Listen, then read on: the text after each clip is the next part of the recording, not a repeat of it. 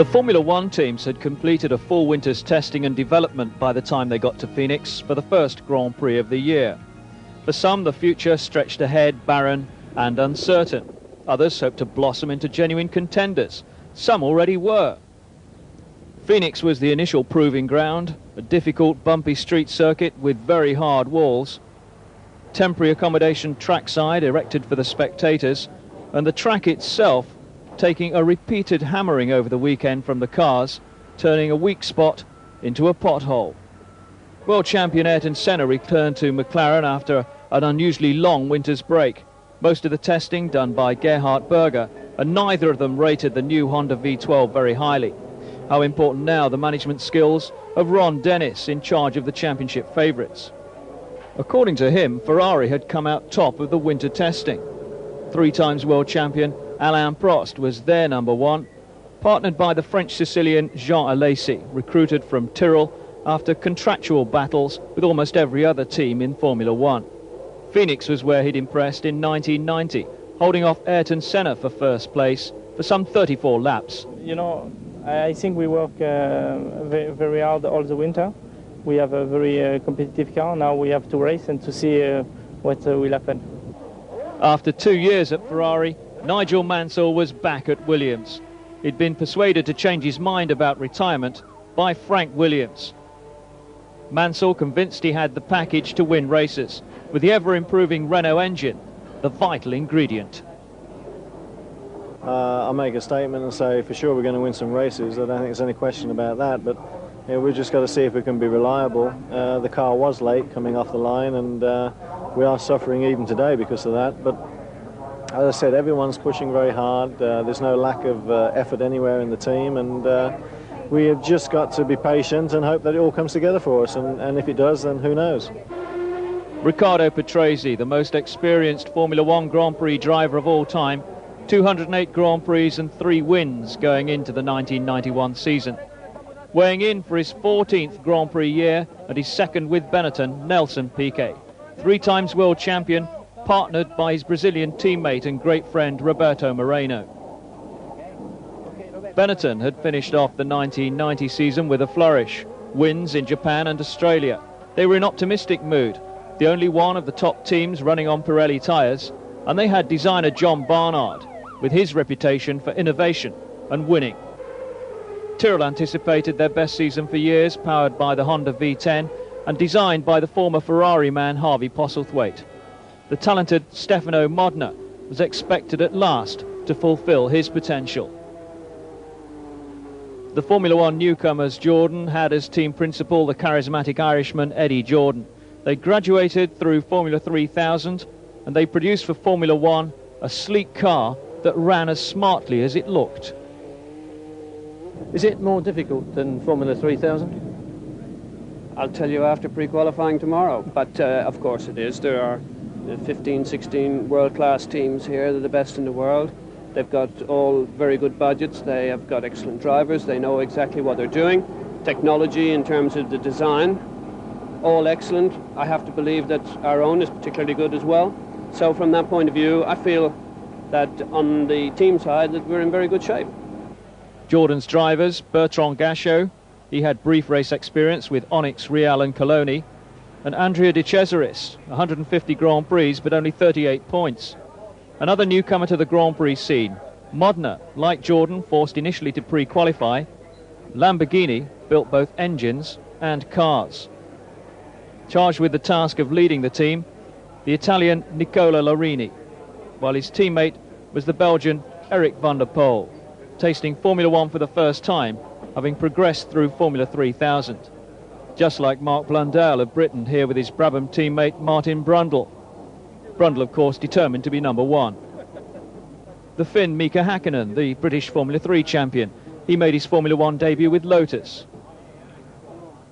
Frenchman Eric Comas, the Formula 3000 champion, came into Formula One with Ligier, where he partnered the vastly experienced Thierry Boutsen. And Pedro Chavez from Portugal, he attempted to make his name at Coloni, but at Phoenix at least, he was doing it for all the wrong reasons in pre-qualifying. That became a familiar sight in the 1991 season. Ayrton Senna took pole position at Phoenix a second quicker than anyone else, despite his reservations about the Honda V12 engine. Alongside him on the front row, Alain Prost. The Ferrari, he said, not suited to the Phoenix streets. Riccardo Patrese was the best of the rest, out-qualifying his teammate Nigel Mansell for third place on the grid. A broken drive shaft hampered Mansell's progress on his return to Williams, although Alain Prost was just one driver who was said to be impressed with the new Williams Renault. Nelson Piquet qualified fifth, almost 2 seconds slower than Ayrton Senna, while Jean Alesi, having set his quickest time in the Friday session, then suffered a most embarrassing moment, with influential eyes observing. Alesi's slide and collision into the wall left the Ferrari team with plenty to occupy them overnight. But it wasn't just the young Chargers that found Phoenix a handful. Here we're on board with Gerhard Berger backwards at 100 miles an hour. Eventually he set the 7th fastest time. So now on to the race itself. Your commentator, Simon Taylor. Thanks, Andy. Yes, the first green light of the season, and Ayrton Senna started as he meant to go on, out-accelerating Prost's Ferrari and the Williams Renaults. But Prost was slotting neatly into second place from Mansell and Patrese, with Berger and Alesi and the Benettons in hot pursuit.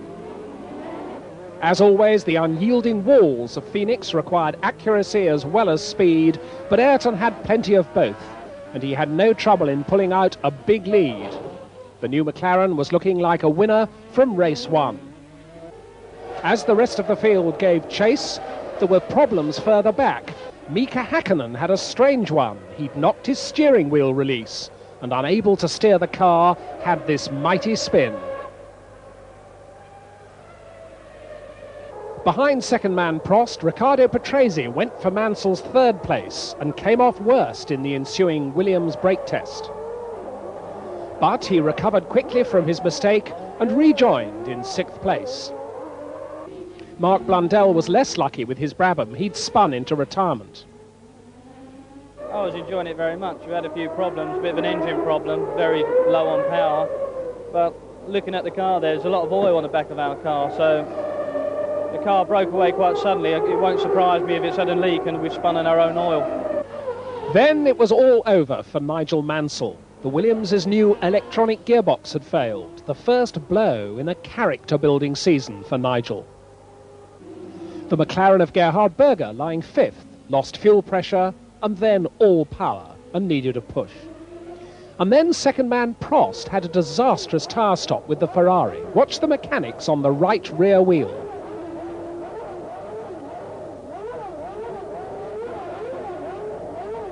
This stop lost him so much time that he rejoined in 6th place.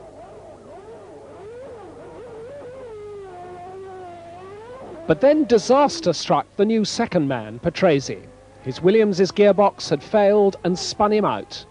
And it was also the end of Roberto Moreno's race. There he is, running across the zebra crossing to a position of safety. Take a look at what happened. Patrese spins, and then Moreno's Benetton joins the heap before Riccardo can get out of the cockpit and escape. It could have been very much worse.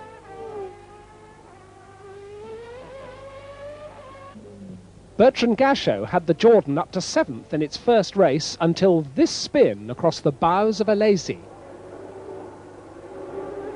Alesi got through safely, but Nelson Piquet was next along, and he nearly got involved as Gachot recovered.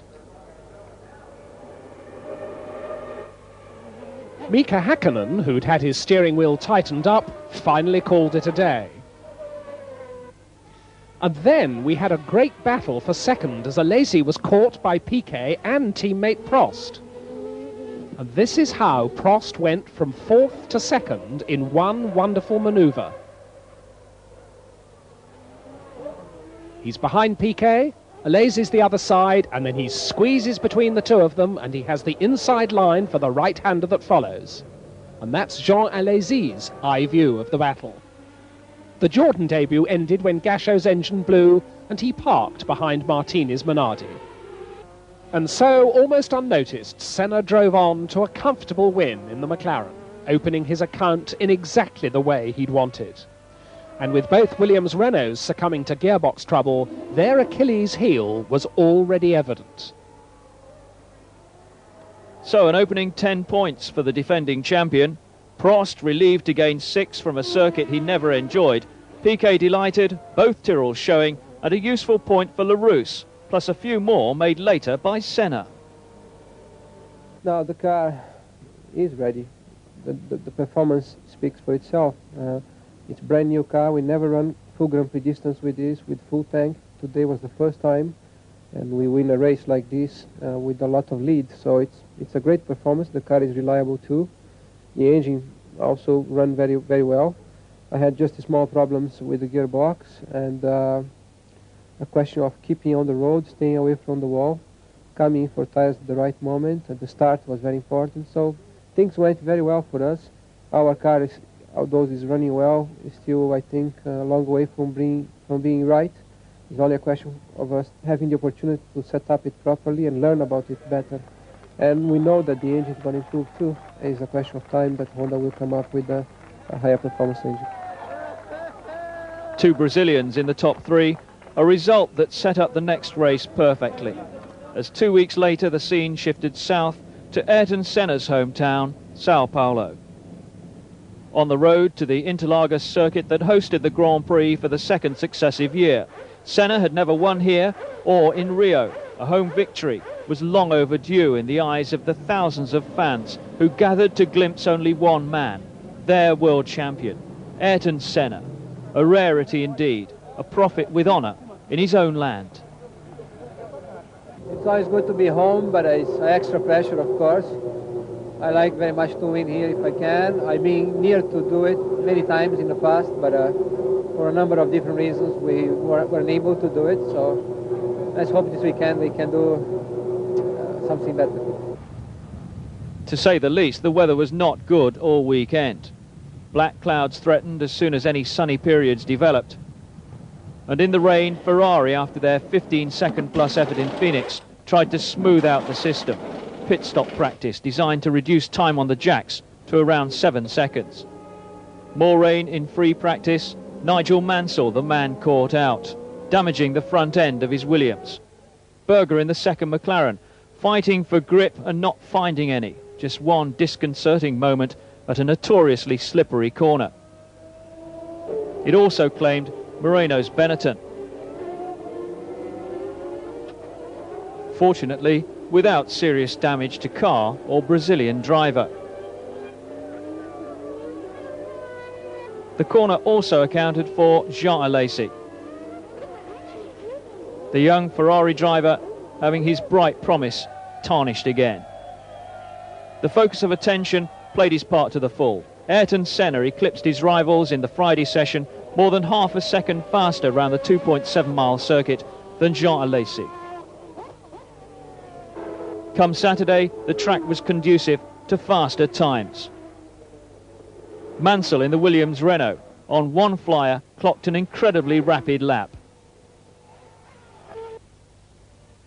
His teammate Riccardo Patrese was the first to respond. And it had all the signs of spoiling the celebration party planned for Senna. But in that now familiar fashion, Senna set a target, achieved it. 1:16.393 assured him of pole position and gave Mansell plenty of food for thought. Senna, in a car that he was still not completely satisfied with, seemingly from nowhere had produced a pole-winning lap. The adulation given to Mansell in Britain is reserved for Senna at Interlagos. Senna knew it wouldn't have been possible without his team pulling out all the stops.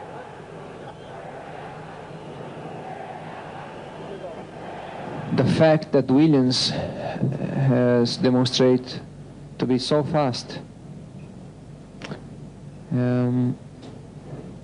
it really put me going, because I don't think under normal conditions we could have beaten them for a qualifying lap. Senna on pole, Mansell third, while Riccardo Patrese was delighted with his own performance in the Williams that ensured a place on the front row for the first time this season.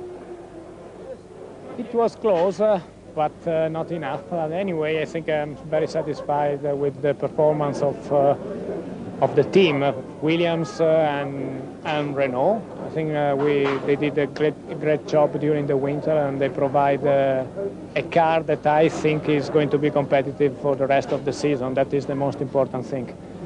And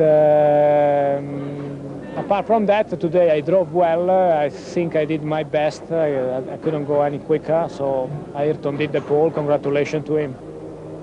The Ferraris were a distant 5th and 6th in qualifying. Jean Alesi ahead of Alain Prost. Both were determined to do better in the race. Well, the dramas began on the grid with Berger's McLaren catching fire, but the race went ahead, and as the lights went to green, it was Senna ahead with Mansell and Patrese wheel to wheel for second, then the smoking Berger and the Ferraris of Alesi and Prost and Nelson Piquet's Benetton. Berger's fire seemed to blow itself out, and on down the hill went the field with the Dallara of Emanuele Pirro getting off the road and onto the grass, but somehow staying in the race. So Senna had the lead, but right from the start there was real pressure from Mansell, which kept up all the way until the routine tyre stops. Senna and Mansell made theirs without changing positions, but Patrese, Berger and Alesi in 3rd, 4th and 6th places all came in on the same lap. This is Patrese's stop. Behind him are Alesi and Berger, and the Ferrari mechanics have to move extremely quickly. Watch for the men in the yellow shirts as the red and white car starts to move. Meanwhile, Nelson Piquet was trying to go the full distance on one set of Pirellis, but the reshod Patrese was soon stealing his 3rd place. Prost, very unhappy with the number 27 Ferrari, had to make a 2nd tyre stop when in 5th place. He rejoined 7th, behind teammate Alesi. But Alesi was in next with the same complaint, which he passed on to team boss Cesare Fiorio. Some problem with the handling of the car. Now Senna, still leading but pushed hard by Mansell, was starting to have gear selection troubles. And then Nigel Mansell came into the pits with a puncture. He rejoined, still 2nd, but after all of this he was half a minute behind Senna. But with Senna's gearbox trouble, he started to close fast. Eric Comas retired in smoke and flames with the Ligier Lamborghini. And then, dramatically, Nigel Mansell was spinning like a top. He rejoined, but seconds later, he stopped for good. Here's the spin again. Very graceful in slow motion, but this was no mere driver error. Let's hear from the unlucky Nigel exactly what caused his 2nd successive retirement. The problem we had, I went into the corner in 6th gear, I changed down to 4th, and it jumped from 4th to 1st gear. Then it locked the rear wheels and you saw it made me spin. I recovered the spin, got going again, pulled for gears, and there's no gears. The transmission, the actual gears and the gearbox have gone. Now it was raining, and Senna was gesturing frantically to the race officials to try to get the race stopped. His gearbox was jammed in 6th, so he was relieved when the checkered flag came out.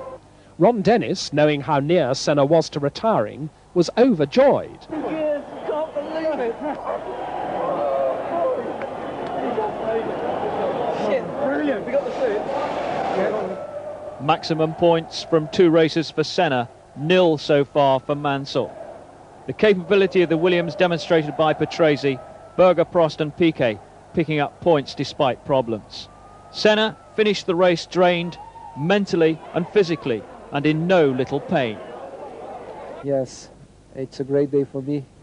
I think comparing to this day only 88 in Japan when I won my first championship. I've been very near to win the Brazilian Grand Prix many other occasions. We've been always very competitive, but for different reasons we were never able to do it. And today is a memorable day in my career, in my life, and it's a super day. I'm over the moon. Wasn't an easy race by the sound of it, or by the look of you when you finished the race? It didn't look that easy. Well, I remember 84, my second race in Formula 1 with the Toleman in South Africa. When I finished in 6th place, I had muscle spasm all over the body, and it was the biggest pain I ever had in my life. Today I had something similar, but only my shoulders and neck. And so it was a tremendous pain by the last few laps. But the desire to win was so big that I kept going, and it was great. Probably the greatest of Senna's 28 victories to that stage of his career.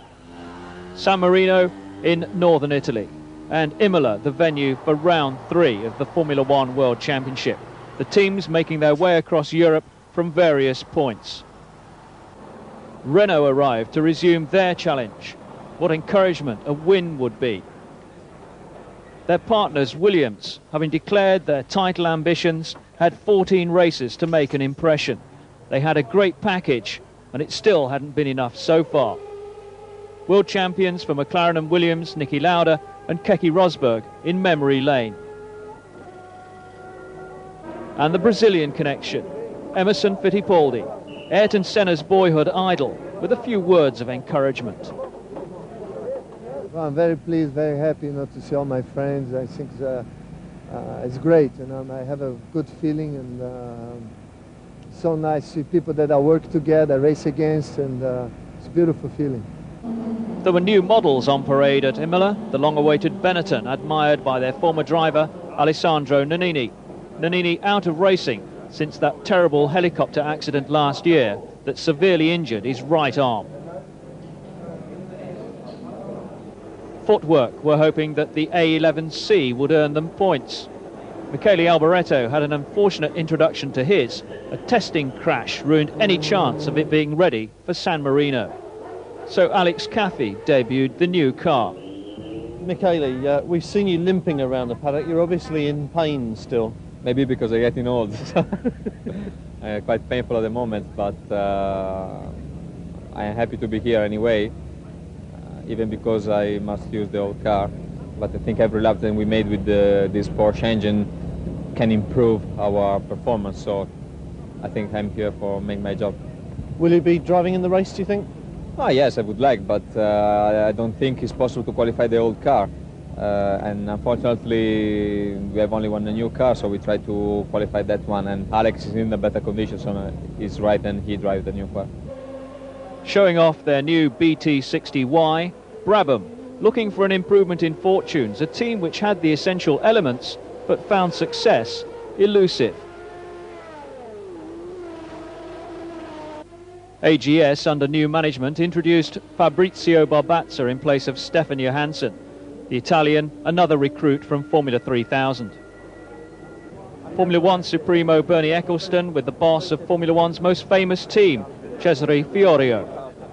We think we have made quite a big improvement from São Paulo to now, because we have a new front suspension, we have new aerodynamics, and also a good increase in the power of the engine. But we don't know whether this will be enough or not, because Williams and McLaren seem to be very, very fast. And especially Williams, I think this year is doing a fantastic work. This is Italy. Do you feel as if you're on trial? Well, of course, here in Italy there is a lot of pressure. There will be, 200,000 people around this circuit, and many of these will be for Ferrari, so we hope to do well. Otherwise we must go out from the back door. Indeed, great demands on Ferrari to do well on home ground, but Prost in trouble during Friday's practice. And then, things hotting up for Alesi during qualifying in the afternoon. It was Prost that set the Tifosi Pulse racing, with the fastest time of the session. Things looking up for Ferrari, it seemed.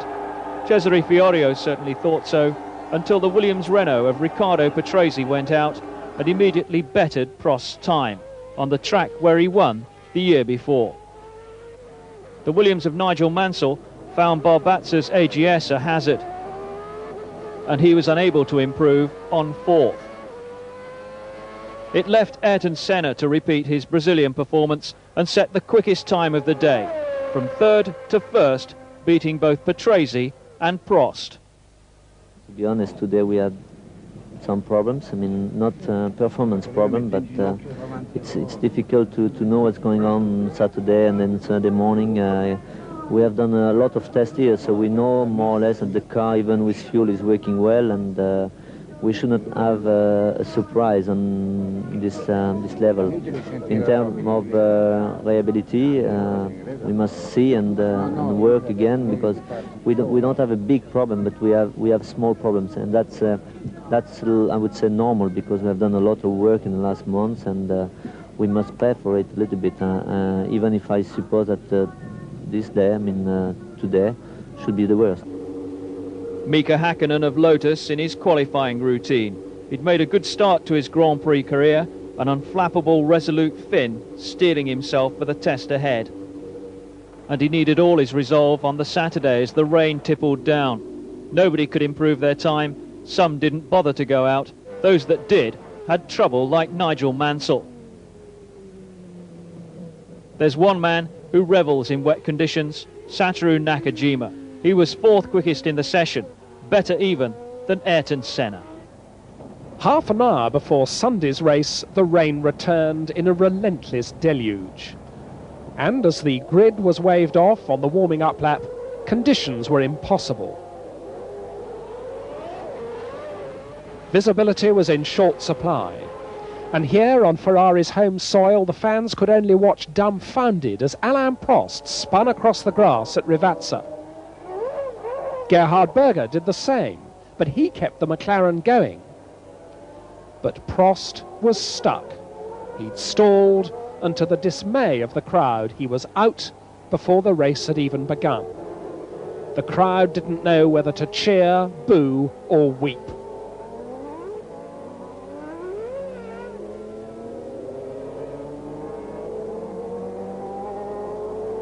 So to the green light, and as they scrabbled for grip, a perfect start from Patrese put the Williams in front from Senna and Stefano Modena Tyrrell, which was ahead of Berger's McLaren.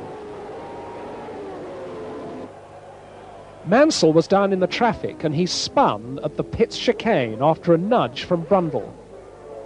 He'd been slow at the start when the Williams gearbox failed to select second, and he made no bones about his displeasure to the Williams personnel. Have you ever had neutral after first gear on a start like that? What happened? If you haven't, I wouldn't recommend it. I'm fucking pissed off. I really am. I drive slow, I get it together, it's a fucking nightmare, and someone stuffs me up the back of the neutral. Patrese coming through to complete lap 3. So exit an unhappy Mansell. Still no championship points after 3 races. Nelson Piquet was the next to go on the slippery surface. So he was well dug in, and the marshals had another customer. But the rain had now stopped, and Senna was starting to close on Patrese. Jean Alesi, now carrying all Ferrari's fortunes on his shoulders, elbowed past Modena at Tosa, but was going too fast to make the exit. Thud. Dug in again. So both Ferraris out, and now Patrese slowed. Coming into the chicane, Senna went by into the lead, and Ricciardo made for the pits. Listen to his engines spluttering.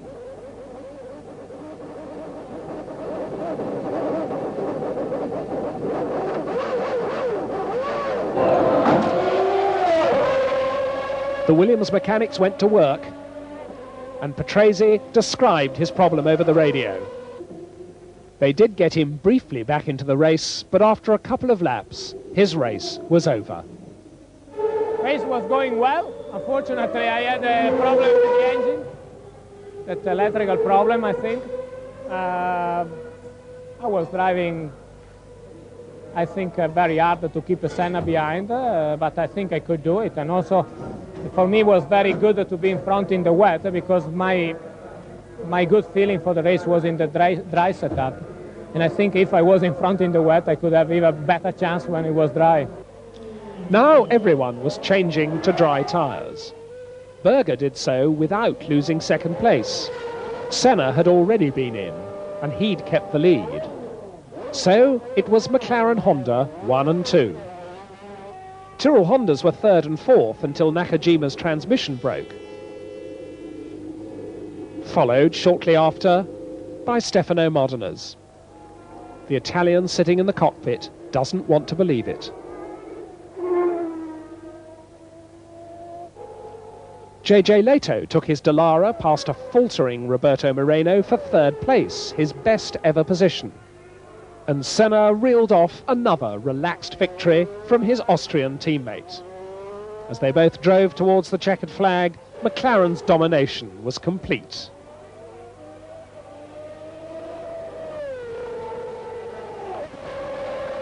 Poor Eric van der Poel lost 5th place when the Lamborghini's engine failed, and 2 championship points slipped away. A McLaren 1-2, and pleasure for Keke Rosberg. He manages both Leto and Hakkinen. A good result all round for Lotus, and the only Ferrari in the top 4, the engine in Martini's Minardi. Overall, Senna triumphant. My main problem was only the engine. The car was not perfect because it was a compromise between wet and dry, but it was good. And my problem was really the engine with the oil pressure. Somehow we had the problem with the oil pressure. I think we had this problem this morning already, and it gave a problem again in the afternoon. And it was more than 30 laps with the oil light flashing. And I dropped the revs immediately on the shifting and also on the straight, start to lift on the straight to not have much revs, and it seemed to work good to at least stabilize the engine. And then I was just trying to control myself with Gerhard, and fortunately for me, unfortunately for him, he also had some problem, and then was possible for me to slow down and still maintain some gap, and then we both were able to finish 1st and 2nd. 3rd place was JJ Leto's best result ever. An outstanding effort, having started in the back half of the field. Basically, in the beginning of the race, it was very, very difficult conditions. I mean, starting from the 16th place, there was a lot of smoke and everything, and you couldn't see really nothing. And I was just taking easy, and then when we changed the slicks, it was getting better and better, the car, and I was just going for it. Another delighted Finn, Mika Hakkinen, who came home 5th. Yeah, it was first time for me racing in a wet condition F1. It was unbelievable. It was, you couldn't see absolutely anything. Even to the next car in front of you have a red light, you couldn't see that. Monaco, the jewel in the Formula One crown. The event of the whole motor racing calendar. By the shores of the Mediterranean, showbiz glamour, side by side with Formula One intensity. Ron Dennis had moulded his McLaren team into the habit of winning, leaving the rest trailing. Well, we can't speak for our competition. You can hardly expect a team that exists to win to be concerned about winning too much. We're only getting the results that we work for, and other people are going to have to work harder. We're not going to reduce our effort. We know how difficult it is, and I can assure you it really isn't easy. It's very difficult. We only think we get the result that we work for, and other people have to try harder. A shock for Martin Brundle, his Brabham disqualified from this most prestigious of races for not weighing in when instructed. Apparently I failed to stop at the red light and passing the weighbridge. Of course I didn't see the red light, otherwise I would have stopped. We know the situation. Clearly it's my fault for not seeing that light. There were a few mitigating circumstances because they changed the procedure with the flagman, which the officials admitted to. But the rules are the rules, and I'm afraid FISA are the policeman, the judge, the jury and the jailer, and there's no way of appeal. And they threw us out of the race meeting for the weekend. A huge accident on Saturday morning involving Alex Caffey.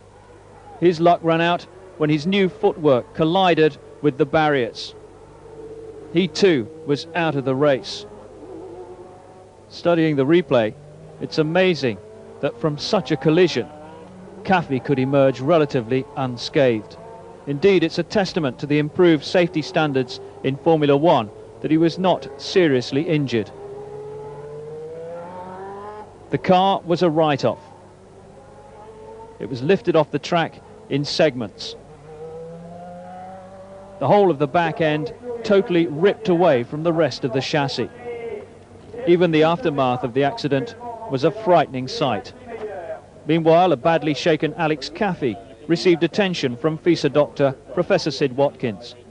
He's got light concussion from his head banging on the car as he hit the Armco barrier. He said he made a little mistake. You see from the film it looked like he hit the wall with his rear tyre going into the swimming pool, which sent him across the road, collecting the apex of the corner, which rocketed him across the other side of the road into the barrier.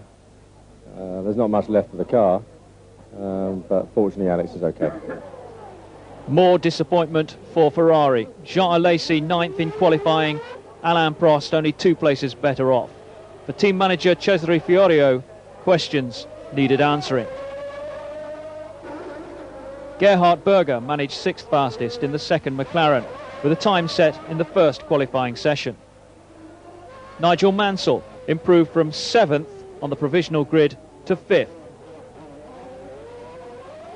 While Nelson Piquet, not an advocate of racing in Monaco, was 4th in the new Benetton. 3rd, Riccardo Patrese, out-qualifying his teammate Mansell for the 4th time running. Stefano Modena in the nimble Tyrrell secured a front row grid position for the first time ever. On pole again, Ayrton Senna. He shaved off another 0.2 of a second and still had time to be impressed by Stefano Modena's performance in the Tyrrell. I think Stefano Modena made a good job today, and if he was able to make such a time, improving so much from the first day, he did a great job. I believe it will be great for us to start in the first row. We know each other, we have respect for each other, and I think we can have a good start and a clean start, and we see then what happens afterwards. I had a clear lap, I had a precise lap everywhere, and I think I could have done better on a following lap when we changed again the tire and we went out, but I had a person in front of me that stopped, so stopped me the line, so I didn't have a chance to improve my time again. But we are very happy. We improved the car. We are in a good shape for tomorrow, and we're looking forward. So, V12 Honda versus V10 Honda at the start, but predictably it was Senna who got the jump on Modena, followed by Patrese, Mansell and the rest of the awe-inspiring traffic jam. Down in that traffic jam, Berger ran into the back of Piquet and was left stranded at Saint-Devote. But he was able to get away again without undesirable help from the marshals. Down to Mirabeau, Piquet was 5th, but look at his left rear wheel. His rear suspension had broken, and he parked in the escape road. Senna rapidly built up so huge a lead that he caught a marshal by surprise. Modena was still 2nd, from Patrese and Mansell. And the marshal had a tale to tell his grandchildren in years to come. Another incident which could have been so much worse. Berger's race at the tail of the field ended in the barriers at the swimming pool. And then Modena's engine blew in the tunnel just in front of Patrese. There's the smoke, and there's Patrese bouncing off the barriers. Modena stopped his car at the chicane, and Patrese's car, badly damaged, was out too. Cannot do anything when you go 260 kilometers an hour. In a corner and somebody put down oil, you go off. There is no chance. And just look at the oil washing out of Modena's ruined engine. As for Modena, he was too disappointed to speak. All this left Prost 2nd, Mansell 3rd. But Mansell was desperate to open his 1991 score, and in a perfectly judged charge through the tunnel, he got a run on the Ferrari. He was alongside into the chicane, braking late and hard, and forced his way through.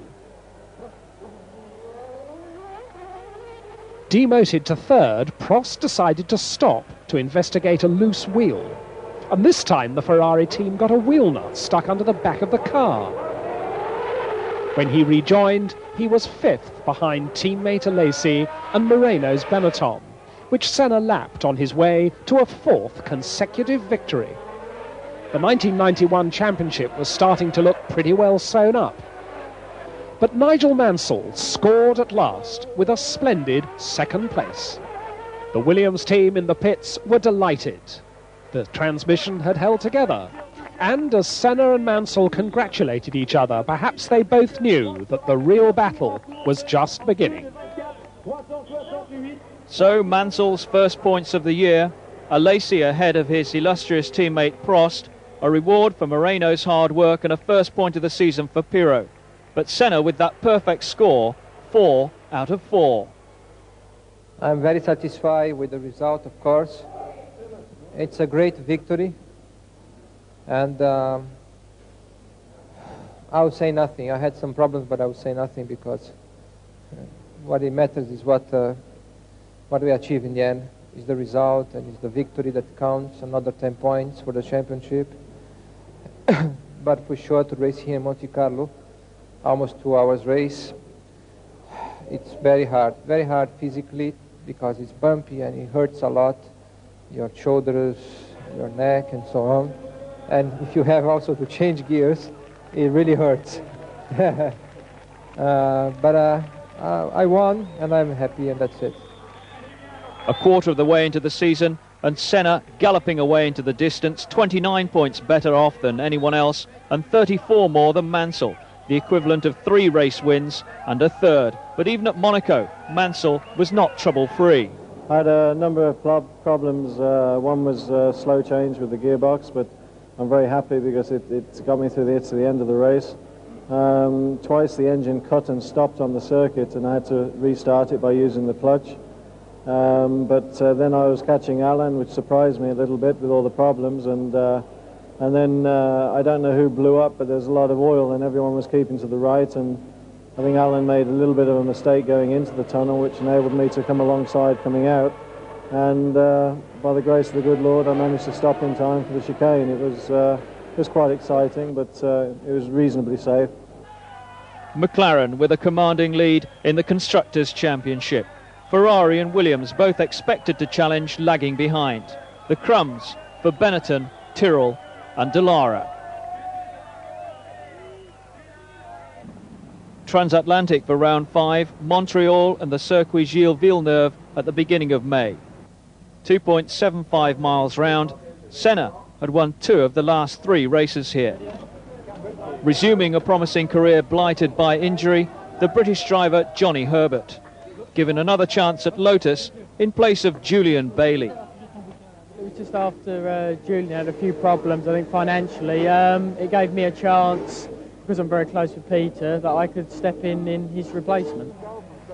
Alex Caffey's problems continued too.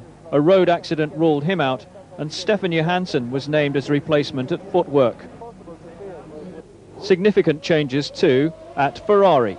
Cesare Fiorio had been held responsible for the team's scrappy performances thus far, so was replaced by Claudio Lombardi, who'd been running the Lancia Rally team, and Piero Ferrari. My new job is more or less like on the old days, but now I'm overlooking all the activity. The new person, the only new person in the racing department is Engineer Lombardi, which is coming from rally racing from Lancia. And he is responsible on the whole activity at home and on the racing track.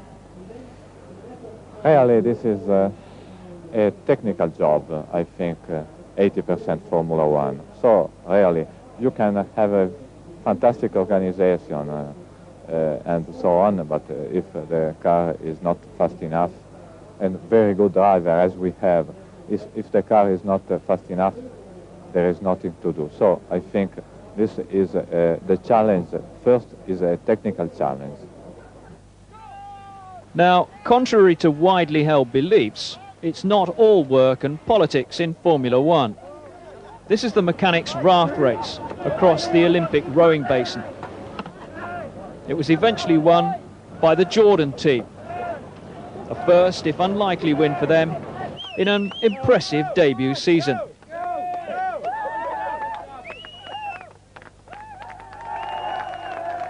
Jubilation from the team left on the bank. It's an event with few rules, and that means fair cheating all round. Back to business, and a rare sight of a McLaren in trouble. Senna's engine blew during practice, and oil deposited on the track caused the Williams of Riccardo Patrese to crash. He suffered bruising to his neck and chest, but was pronounced okay to race. Patrese can ill afford a crash of any kind. The spare car at Williams is the sole preserve of Nigel Mansell. A wet track for Friday qualifying, but everyone attempted to set a time. Mansell was the quickest of all, but some 15 seconds slower than he might have expected had the circuit been dry. It's quite bumpy, but you know, when it's raining, it's a big gamble. So I mean, we're just happy that we're on pole position today. I hope it snows tomorrow. A wish not granted. It was all changed by Saturday morning, dry and clear, and for once Ayrton Senna was eclipsed in qualifying. His good time of 1:20.3 was beaten by both the Williams cars, and Senna had to settle for third place on the grid. Then came Mansell, 1:20.2, averaging over 122 miles an hour, demonstrating that the gearbox problems were surmountable and the ELF fuel provided extra zip. That also, of course, applied to Patrese, and he, with a late flourish, stole pole position Senna style, making it an all-Williams front row. Well, this is an hard race for everybody, car, drivers, and the track, in effect, also if there is a new asphalt, it is as bumpy of last year, and because of that we don't have an easy life, I should say, tomorrow for sure. Well, nothing in Grand Prix racing is easy. 69 laps, an all-Williams front row, and Mansell and Patrese get away wheel to wheel, with Mansell taking the corner. This is Alain Prost getting a bit crossed up, and Senna going past him. Down to the hairpin for the first time, it was Mansell, Patrese, Senna, Prost, Berger and Moreno. But on Aguri Suzuki's Lola, a fuel line broke and the whole car went up.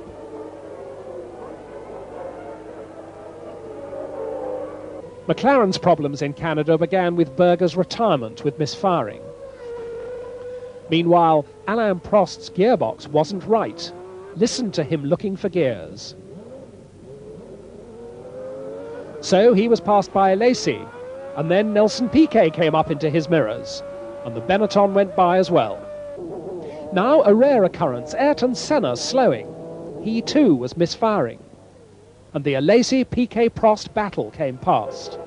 This is the view Prost had of Piquet disposing of Alesi for third place.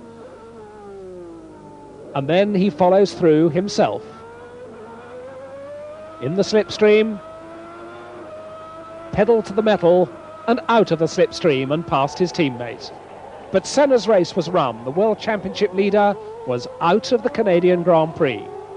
Well, I had the electrical problems early in the race, and I had no information from my dashboard, computer and rev counter. I had no revs reading. I was just changing gears by my ear and no information whatsoever.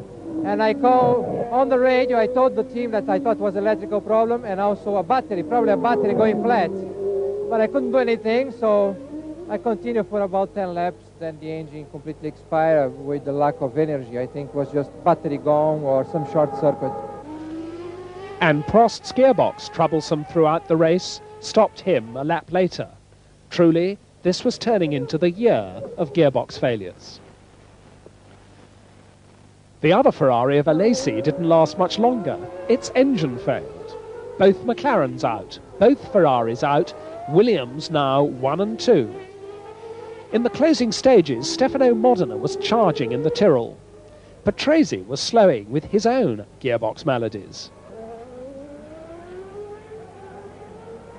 But now Nigel Mansell's dominating drive faltered on the final lap. within sight of the flag. With the race in his pocket, Mansell could only coast to a halt with a dead engine as Nelson Piquet inherited a lucky victory for Benetton, ahead of Modena and Patrese. Meanwhile, poor Nigel Mansell could only reflect on the wisdom of the old motor racing cliché, to finish first, first you have to finish. Nobody more surprised than Nelson Piquet to pick up the points, or more delighted than Stefano Modena to inherit second place, the best result he'd ever achieved. Patrese salvaged some pride for Williams, but Piquet had the victory. Well, 3 laps to go, I already it slowed down because Mansell was about 50 seconds in front of me, and Ricciardo was right behind. And I said, that's it, go for second. Then I got the news from the radio that Mansell it's slowing down, and I just tried to push again the last lap, but when I saw him, I couldn't believe it. It was very, very good, very lucky. You must feel a bit sorry for Nigel, though. Well, I don't feel sorry for nobody. This thing happened with me already. I think it's motor racing. I think a winner who finish in the checkered flag first.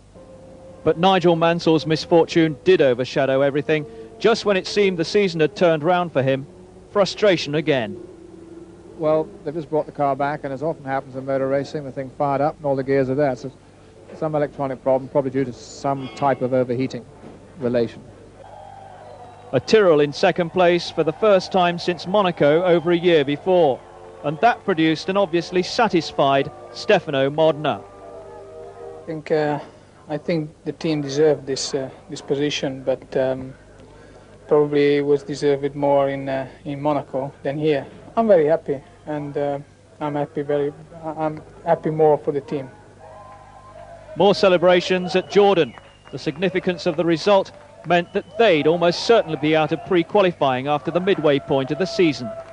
I was quite emotional, I have to say. You know, it's a great day for everybody. For me personally, I feel very excited about it, but mainly because, you know, the mechanics and the drivers, and they committed to us ever before the car turned the wheel, and that's quite a brave thing to do. And the mechanics that we have, engineers, have all been with me a long time, and we brought them through the formula. We didn't hire in a lot of people from Formula One. We wanted to do it our way, and I feel very happy and very proud for them because they stuck with it, and this is justification to what they've done over the winter. Yeah, it's great, you know, for a team which is in pre-qualifying, to be now 5th or 6th team in the championship, because that's what matters to us. It's just great, you know, it's something for everyone has been working a lot for, and it's an achievement. It was our goal, and we have reached it. Mexico in midsummer, 10,000 feet above sea level, a severe test of stamina for both driver and car. It was here that it emerged that Harvey Postlethwaite, the talented Tyrrell designer, had left the team to join Mercedes, currently in the World Sports Car Championship. A surprise move. Well, Harvey was a very important and senior member of our team, and his sudden departure obviously will affect us in the short term. But during his period with us, he has built up a very strong technical team, and there is no reason why we should not continue to improve as the season goes on. Another designer who left in mid-season, the influential John Barnard from Benetton, soon after Piquet had won the Canadian Grand Prix. Senna flew in from Brazil to Mexico, nursing a nasty head injury. It had required 6 stitches, the legacy of a jet ski accident near his beachside home. Well, I was having some leisure time, some relaxation, and unfortunately I had an accident with one of my jet skis, and I had an impact on the back of my head, and fortunately that caused me some pain and some discomfort, but I had the proper care taken immediately, and I have had no problems, no side effects since the impact, only a cut, which hopefully will not be much discomfort over the weekend. But suddenly Senna appeared curiously accident-prone. At the notorious Peraltada corner in Friday qualifying, he approached over the limit, hit the tyre barrier and overturned. Fortunately, it was not as serious as it might have been. Senna was eventually pulled out unhurt and departed for medical checks, no doubt rueing being over-adventurous. He'd attempted to take the corner in a higher gear than normal. The car hit a bump and was out of control in an instant. It was a worrying moment for everyone at the track. It's a nasty corner, and what just happened to Ayrton just typifies how dangerous that corner is. I mean, he went very quick, and you thought that he was going slow until he hit the wall, and then you realise what speed he's doing. And I'm very pleased to see that he managed to get out of the car. The world champion, having been seen by the FISA doctor, Professor Sid Watkins, was pronounced fit. I just lost the car at the quick corner and in the middle of it, and had a big shunt, but I'm fine. You're fine? Yes, no problem, no problem. Also suffering, Riccardo Patrese from a debilitating stomach bug, but he still managed the quickest time. His 1:16.6 was better than last year's qualifying effort from Gerhard Berger, and 0.3 of a second faster than his teammate Nigel Mansell. Mansell, meanwhile, was holding off Ayrton Senna for second place on the front row. Initially, at least, round 6 was auguring well for Williams. Yeah, I mean, I'm very pleased because it's the second race running that the race car broke down in the pits. Still got a sense of humour. I jumped in the T car and I got very close to my teammates' time, so I'm very, very pleased because the engine was not quite up to the match of the race car, so the team's done a great job again. Saturday's qualifying session was disrupted by rain, but Riccardo Patrese was still the fastest man on the circuit. Williams were in business. As the pre-race tension built up, Riccardo Patrese was determined not to be beaten from his second consecutive pole position, but once again Mansell was quicker away, with Senna and Alesi chasing, and Alain Prost close behind. Now watch Alesi on the left going inside Senna, while Piquet goes inside Prost. And this is the view in Berger's mirrors.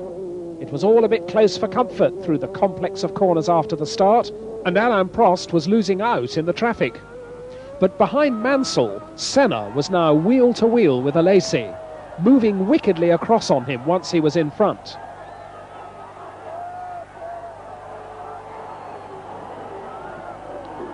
Behind them, Stefano Modena was pushing Berger hard when Berger's engine exploded. Both Berger and Modena were lucky not to go off on the oil that came out of the burst Honda. But others were not so lucky. Pierluigi Martini's Minardi was one that came to grief.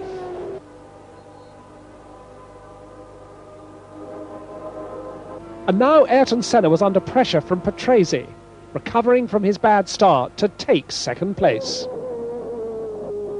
Once past Senna, Patrese began to close on teammate Nigel Mansell. Clearly the Williams Renaults were the equipment to have here. And Alesi's Ferrari got past Senna too. So now the World Championship leader was down to 4th. Patrese had his eyes on the lead, and on lap 15 he was alongside down to the first corner. But Mansell wasn't going to make it easy. A tense Frank Williams watched as Patrese stayed alongside through the complex and came out ahead. Now it was Alesi's turn to challenge Mansell. But sometimes if you get by, you're going too quick to stay on the island. With Mansell now worried by overheating, Ayrton Senna was going to challenge him too. But Nigel managed to hold him off. Not for want of trying by Ayrton. Finally, Jean Alesi spun out for good, with clutch failure. And Riccardo Patrese went on to take a magnificent victory here in Mexico. And it certainly made Patrick Head's day. Well done, you bastard. Good stuff. Good stuff. for Riccardo and Nigel, it was a sweet moment. The McLarens were well and truly vanquished. What encouragement for Williams with that 1-2 and Senna almost a minute behind. Andrea De Cesaris with another good finish. More points for Roberto Moreno and a first of the season for Eric Bernard. But the Williams pair provided most of the action. Well, it was a normal racing. I think Nigel tried to keep his position, and I charged very hard. I think it was a quite exciting moment. Probably it was good for the spectators and for the show. I think in that particular moment I felt quicker than Nigel. He probably had some problem, I don't know. My car was running perfectly since the beginning to the end, and I didn't have really any problem to push very hard in the middle of the race and then to control the latest charge of Nigel. Also, if really I have to say that he was pushing very hard, because at the end I had really a big trouble to keep him behind. After Mexico, the Formula One teams moved back to Europe. Since last season, the venue for the French Grand Prix had changed from Paul Ricard in the south to Magny-Cours by Nevers, nearer Paris. A purpose-built circuit with a spacious paddock with room for the masses of high-tech equipment that a Formula One team needs to survive. On home ground, the FISA president, Jean-Marie Balestre, with footwork boss Jackie Oliver. Oliver had decided that his team would revert to Ford engines rather than the Porsche units they'd run so far in the season without success. Porsche agreed the engine needed further development, and with the team about to slip into pre-qualifying, both parties eventually agreed that testing the engine in the Formula One environment did not suit either of them. It was baking hot on Friday for the first session of qualifying. Ayrton Senna, of course, was the first to really get to grips with the track, setting the mark at 1:16.6. A pensive Nigel Mansell having to be content with second fastest time. Alain Prost, ambitious to show well at Magny-Cours. He was fourth fastest. But ahead of Prost came Jean Alesi, third quickest in the new Ferrari 643. At last, a reason to be cheerful. For Senna's supporters, even more so with him on pole position. That was until Saturday, when Mansell went out and set a 1:14.895, a time that would take some beating. Alesi couldn't do it, 1:15.8, although that was good enough for second.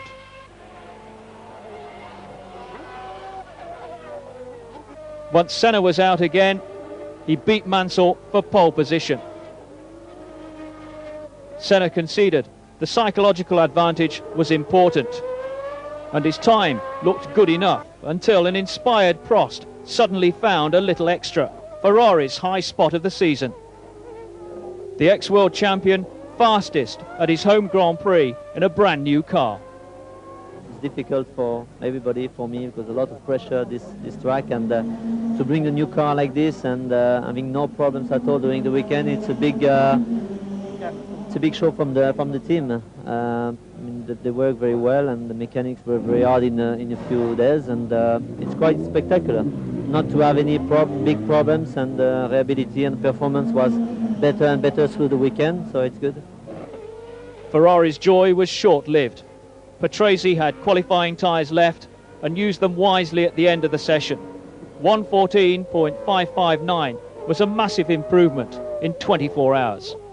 Mainly the temperature was a little bit cooler, and I think also the track became a bit quicker, maybe rubber down. So the track became a bit quicker because of that, and especially the temperature, because yesterday was much hotter.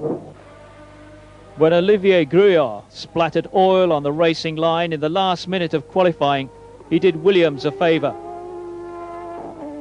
Following right behind Gruillard was Senna on a flyer. He hit the greasy bit and skated out over the line.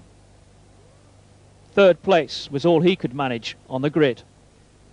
A little bit of oil on the circuit that was dropped by a car that was just 1 minute before me on the circuit, and then the track was slippery.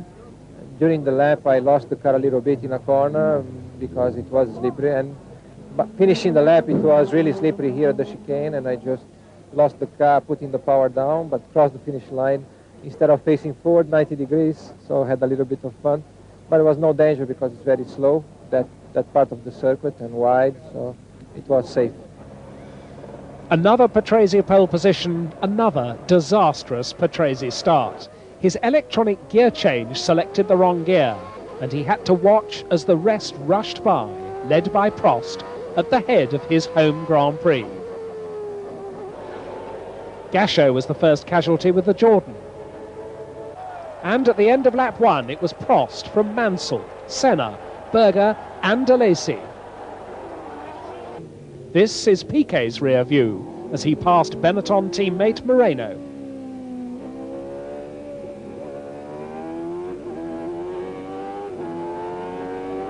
Once again, Berger was an early casualty, his third consecutive engine failure. And here's Morbidelli trying to pass Piquet. All of which helped Patrese up a couple of places.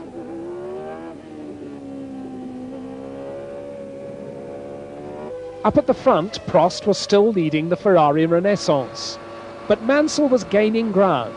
As they came up to lap de Cesaris, Mansell seized his chance and pulled away into the lead.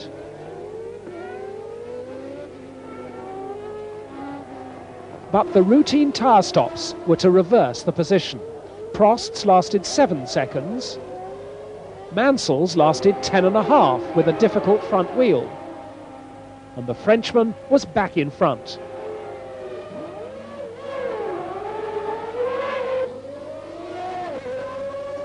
Marc Blundell hit the pit wall when lying 11th.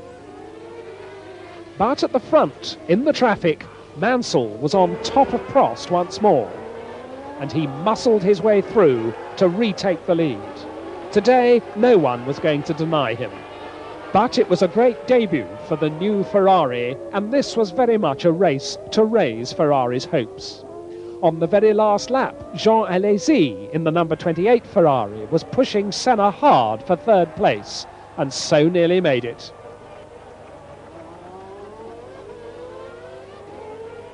For Mansell, the checkered flag was waving at last.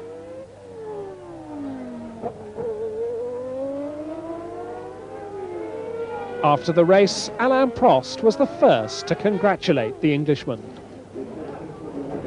Hey, good old man. Go in the podium. 10 points at last for Nigel Mansell. 2 Ferraris in the top 4, but no sign of a win for them as yet. Personally, for Mansell, a significant moment. His 17th Grand Prix win, an English driver's record. I'm still recovering. I'm in a little bit of shock. It might sound silly after all these years in Formula One, but to get past 16 for an Englishman is history. And I've made history for myself and my country. Alain had a fantastic start. Unfortunately, I had a good start, which was ironic because the racing line was on the right, but he made a fantastic start and I followed him, and then it was just a question of trying to keep going. Alain was going very quick at the beginning, and then I managed to get past, and then he passed me in the pits again. And then afterwards it was just a question of just working very hard because the Ferrari was going very well, Alain was going very fast, and he had some traffic problems and I had some big traffic problems. It just made for an interesting race.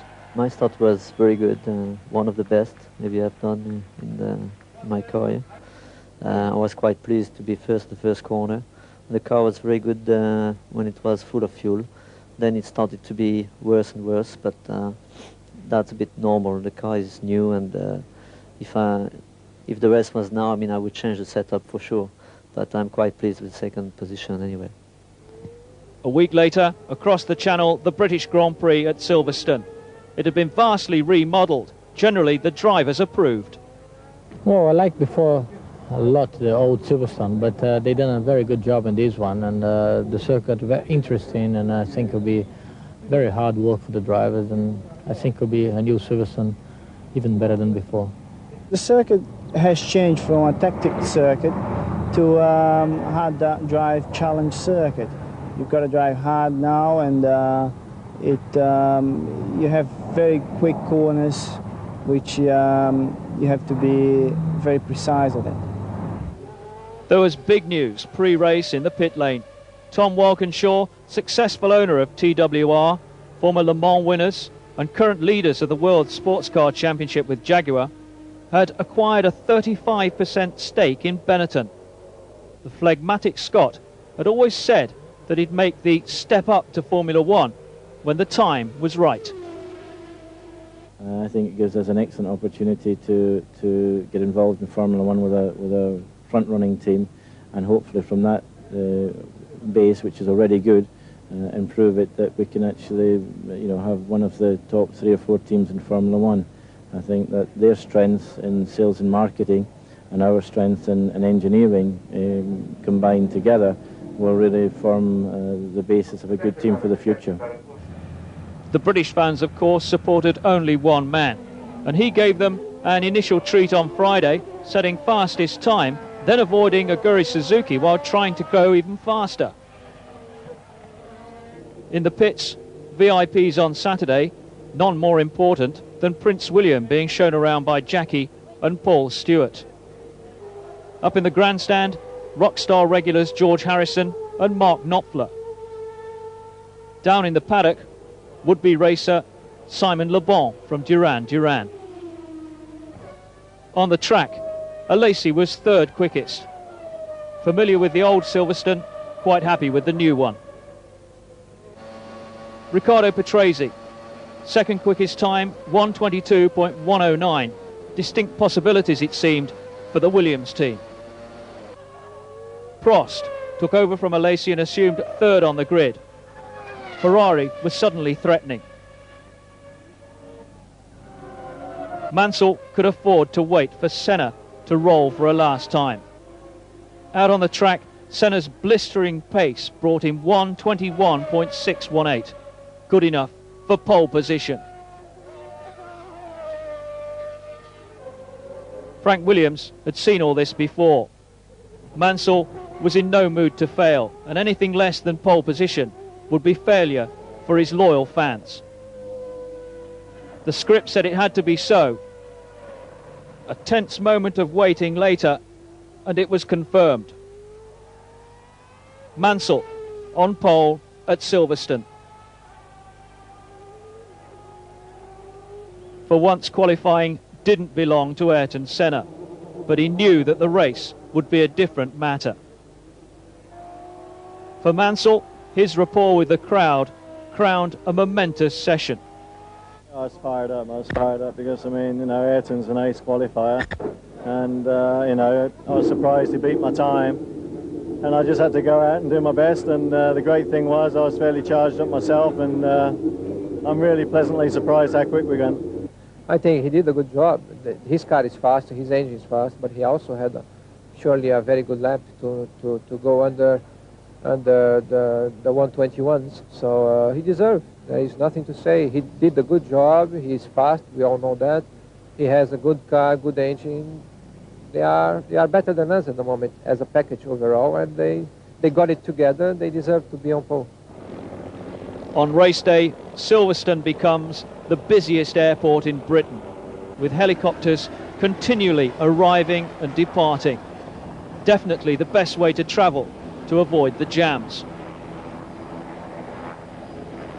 Out on the grid, Nigel Mansell, carrying the hopes of the 100,000 home crowd. And with those 100,000 British throats cheering him on, Mansell rocketed away at the green light.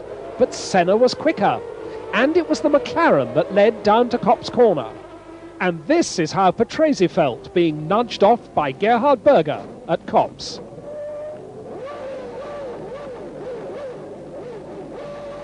He was able to rejoin, but now Mansell was challenging down the Hangar Straight. And as they came down to Stowe, he took the lead. The cheers of the crowd almost drowned the engines. Patrese, his car too badly damaged to continue, came in to retire. His day's work was done, and Nigel Mansell would be able to get no help from his teammate. In this helicopter replay, watch the third and fourth placed cars as Berger on the inside and Patrese collide. Also onto the grass goes Alesi's Ferrari, which very nearly T-bones the Williams, but presses on. Berger also kept going and was now third from Prost and Alesi, with Alesi lining up to pass his teammate for fourth. And then the young Frenchman set off after the McLaren. And he got him too. Berger was now an early caller at the pits for fresh tyres, dropping to 6th place behind Piquet.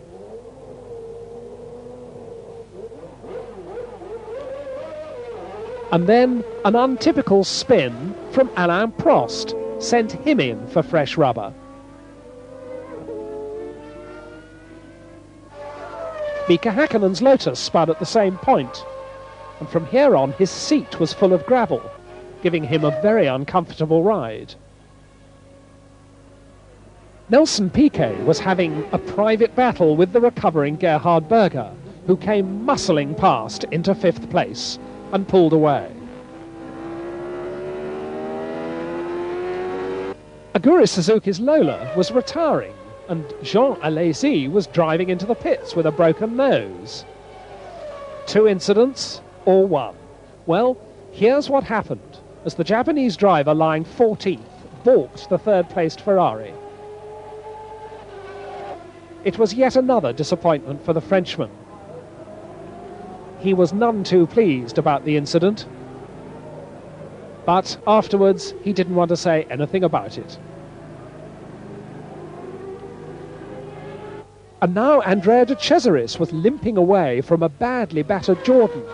He'd lost it in a big way under the bridge, and he was so nearly hit by the Tyrrell of Nakajima as he came back onto the circuit.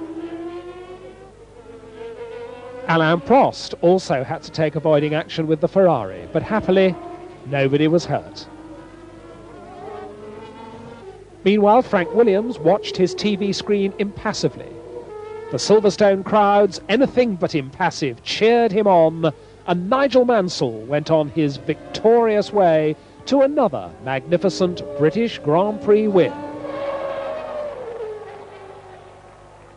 Both hands off the steering wheel in delight, but where was Ayrton Senna? The McLaren had run out of fuel on the last lap, robbing Ayrton of 2nd place. Berger's McLaren ran out too, but after he'd taken the flag, inheriting Senna's 2nd place. On his slowing down lap, Nigel Mansell stopped. A Formula One car isn't designed to be a 2-seater, but Ayrton got his lift home.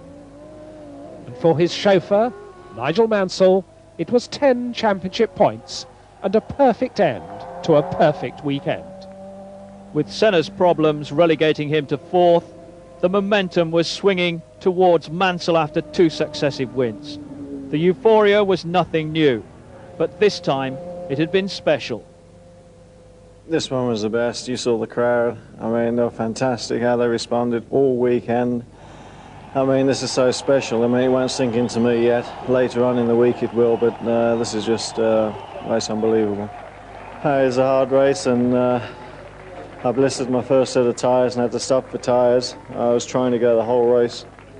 And then the last 10 laps, I was making half the gear changes I usually make because I had big problems with the gearbox. And in fact, the whole last lap, I went round the last 2 laps in 1 gear. And so I'm just pleased it wasn't any more laps than it was, because God forbid if we would have stopped again on the last lap.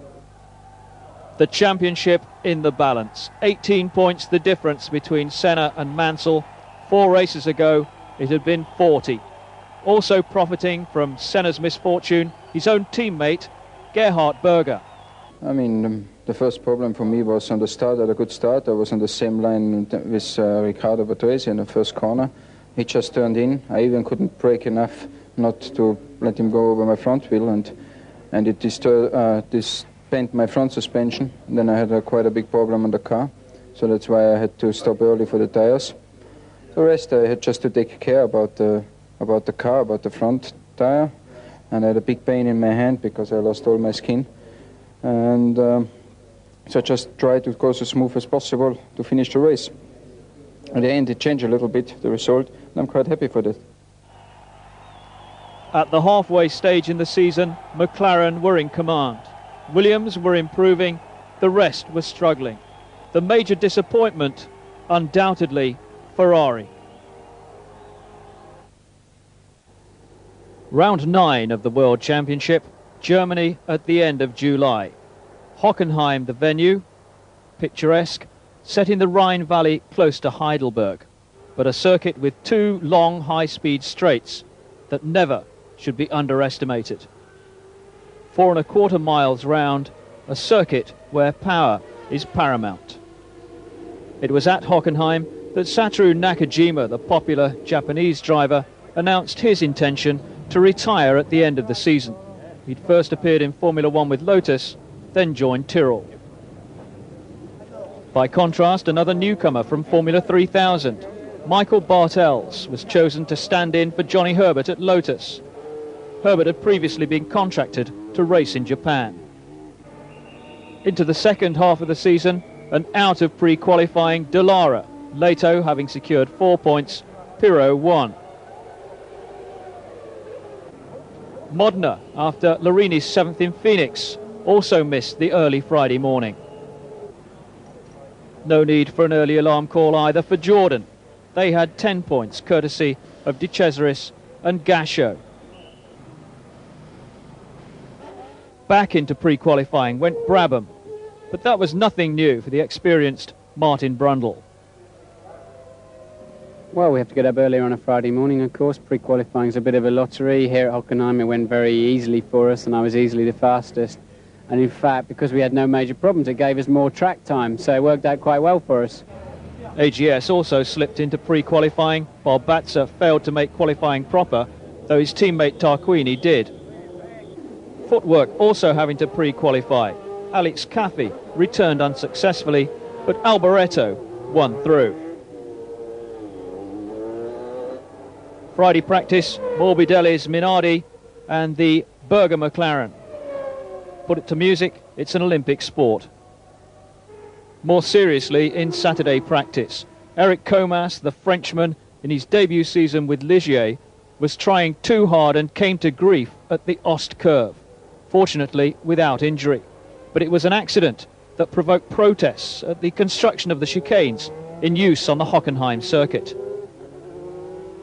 I don't know what happened exactly. I was flat on 6 just before the second chicane here on Hockenheim. And just before about 50 meters before I brake, the wheel moves a lot and the car goes just a little on the left, and then I spun and I crashed. But I don't know exactly why. Airlifted to hospital for a precautionary checkup, Eric Comas was soon back at the track side, recounting his tale in the paddock, pronounced fit to race. On the circuit, Gerhard Berger, perennially unlucky it seems, in the McLaren number 2. Mauricio Gugelmin, a season which was really below average in the Leighton house. Pierluigi Martinez Minardi in Revolution.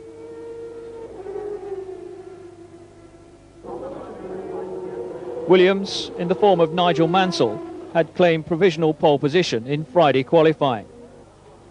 On the Saturday, an intense battle for third place between the 2 top number 2 drivers, Riccardo Patrese and Gerhard Berger. Patrese ahead first of all, Berger quicker by the end of the session. The number 1 McLaren of Ayrton Senna, he improved his time in second position, but he was unable to match Mansell. Senna's pit boards showing P2, a rare sight indeed, but it stayed that way. 1:37.274 was 0.2 of a second slower than his great rival. Mansell, on his last flying lap, held up by Eric Comas, the Frenchman, of course, receiving the customary friendly greeting in these circumstances. The improving form of Mansell and Patrese concerned the McLaren team, and Senna in particular. We are waiting for new things soon, and we have to give time, but I think for the difference we are looking for to catch the Williams, we need a lot more than we are going to have soon, and we need it fast, of course, because the championship is still open for me, and with the performance that the Williams Renault have got right now, we just cannot compete with them, and if we want to compete in the championship, we need those improvements very soon. A perfect start for Mansell, who fishtailed to his right to keep a potential Senna challenge out, and still had time to regain the ideal line for the first right-hander. But it was Berger who slotted into second place from Senna, Prost and Alesi. Behind, Blundell and Larini spun in the traffic. Blundell carried on, but Larini and his Lamborghini were out for the day. Meanwhile, Mansell was moving away with a huge lead at the first chicane from the McLarens.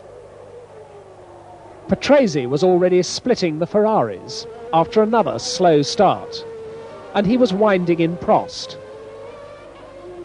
Watch them use the curves at the chicanes.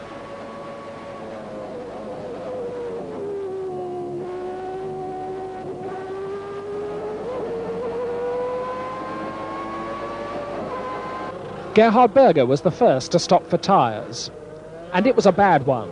An oil fire at the back and a slow front right, and this stop dropped him from second place to 10th.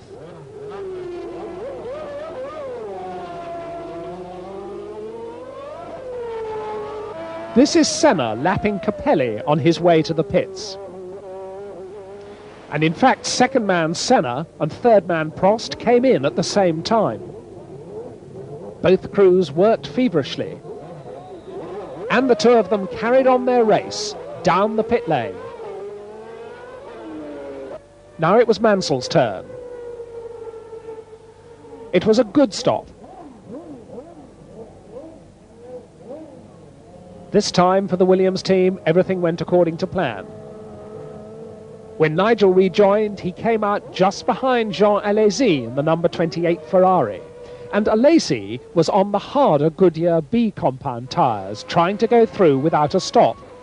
Effortlessly, Nigel got the lead back. There was nothing Alesi could do about it, but still his tyre strategy had got him ahead of his teammate Alain Prost. And Prost was in the middle of a huge battle for third with Senna and Patrese. It was Patrese round the outside into the chicane. But now the Italian had Ayrton Senna to cope with. And into the stadium he muscled past him into third place. 13 laps later, a slingshot past Alesi put Patrese second, braking really late for the chicane.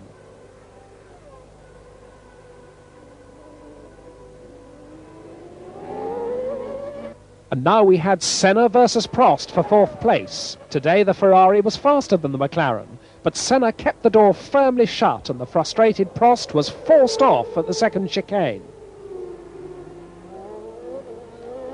Then, trying to rejoin, he stalled the engine.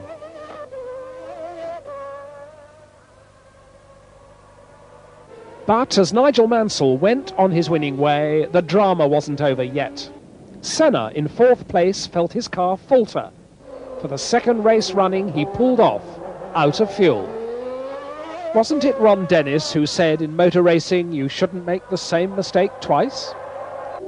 So Nigel Mansell took the checkered flag for the third time on the trot. Another fine Williams 1-2. Just 8 points separated Senna and Mansell after Hockenheim. There were useful points there too for Gachot and De Cesaris and for Berger and Alesi. But Mansell and Senna was the battle that everybody concentrated on.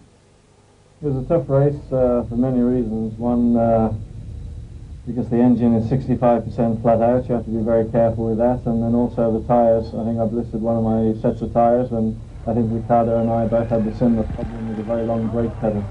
It's quite difficult. still obvious animosity between Prost and Senna. It dated back further than this one race, indeed to the championship battles between the two in 1989 and 1990. I can't win the championship, but if I find him again the same way, if he's correct the same way, I push him out.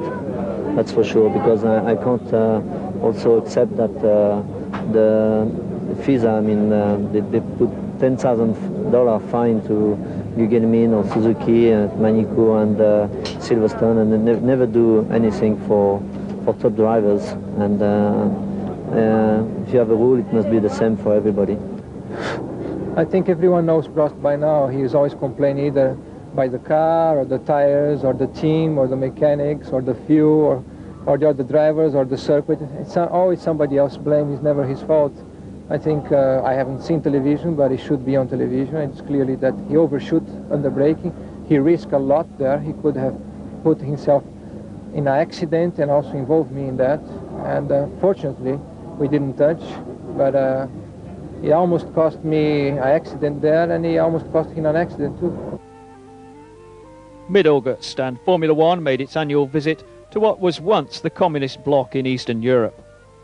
Hungary had hosted a Formula One Grand Prix since 1986, but nobody could remember the Danube as swollen and flooded as this. The river which divides Buda from Pest was threatening to submerge both.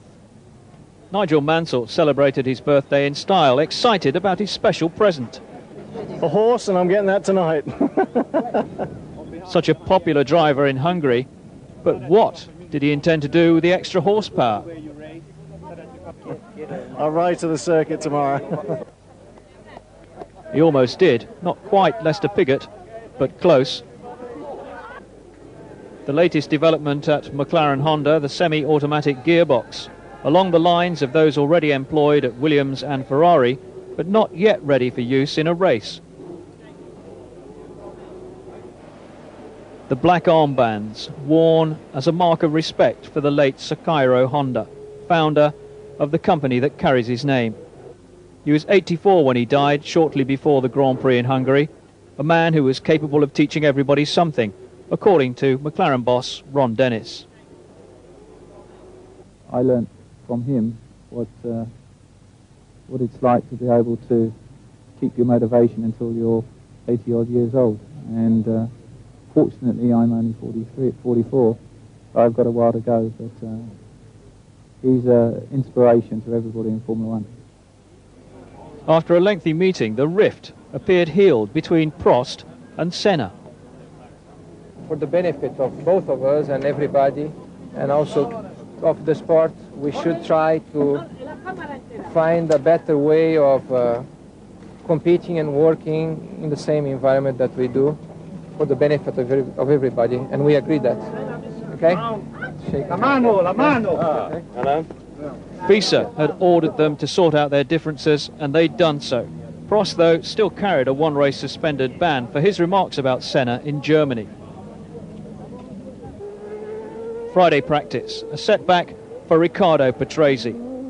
The Williams team unsure about their setup for the Hungarian Grand Prix. Mansell, meanwhile, appeared to be finding qualifying rather tiresome, though things were hotting up for Mark Blundell in the Brabham.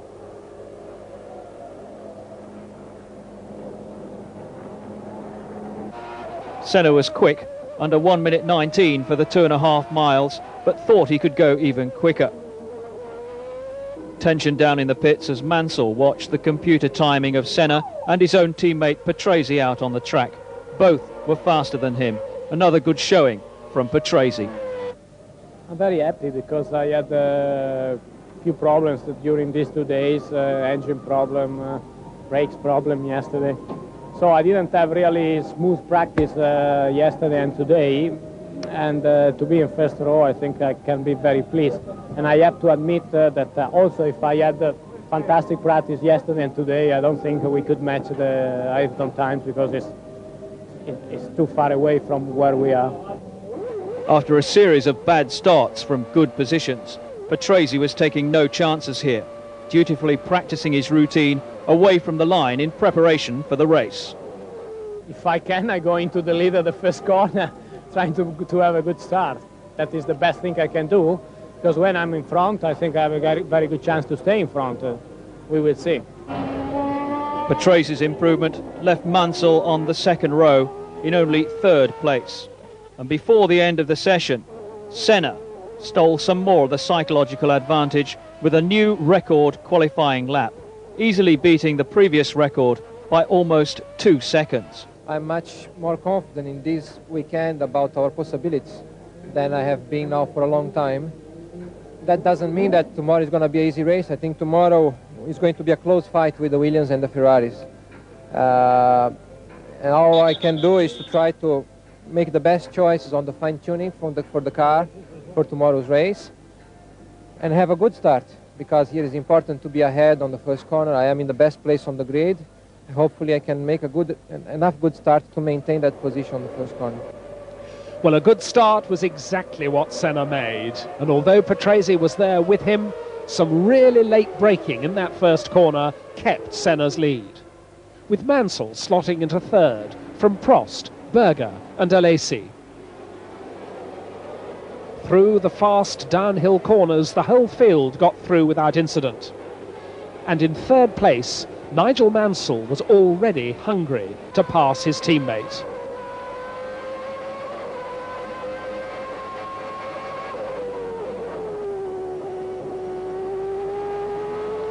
Alain Prost was an early retirement from fourth place with engine trouble. Another unhappy day for him. And while Ayrton Senna kept his lead, Mansell was now pushing Riccardo Patrese hard. And on the start-finish straight, Riccardo waved his teammate through to second place.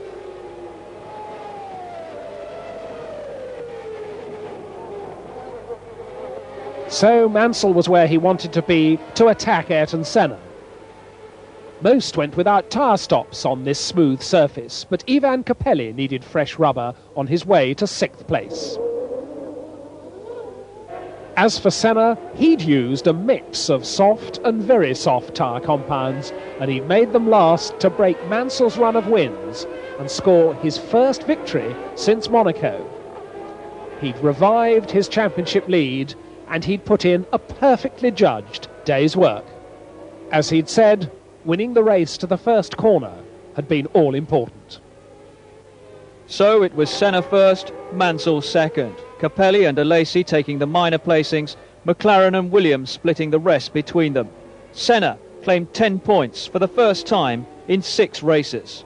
It's satisfying to win this weekend, to be on pole and lead the race and to win, of course, but I think for the championship is a totally open situation. We have a very tough championship between now and the end. I think it's going to be really difficult for us to maintain the leadership in the championship. I think Nigel and Riccardo are driving hard, driving well. They are also having a good package available to them.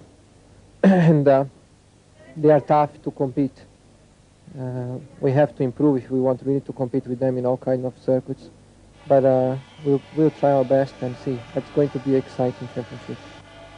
Prophetic words by the champion, but further down, Ivan Capelli and Leighton House picked up a much-needed point for the first time in over a year. Yes, after 1 year not finishing a race, and the first that is finished is scoring also 1 point. I think that is, and also in probably the hardest race of the year, because today was very, very hot and very, very tough, the race between all the drivers. I think this is a very good move. Ron Dennis, in the wrong place at the wrong time, became a target on the podium. On the track, McLaren was still the team to beat. Swinging things round, you know, from uncompetitive to competitive is a real challenge. I mean, it's hard enough to stay there when you get there, but it's very difficult when you fall behind, especially mid-season, to sort of pull your socks up and get with the program. But as I said, I hope that our plan, our strategy is going to work. I hope that we're going to be strong in the last 4 races, and of course I know there's a lot of people are rooting for Nigel to become world champion, and I understand that, but of course our job is to win all the races and win the world championship.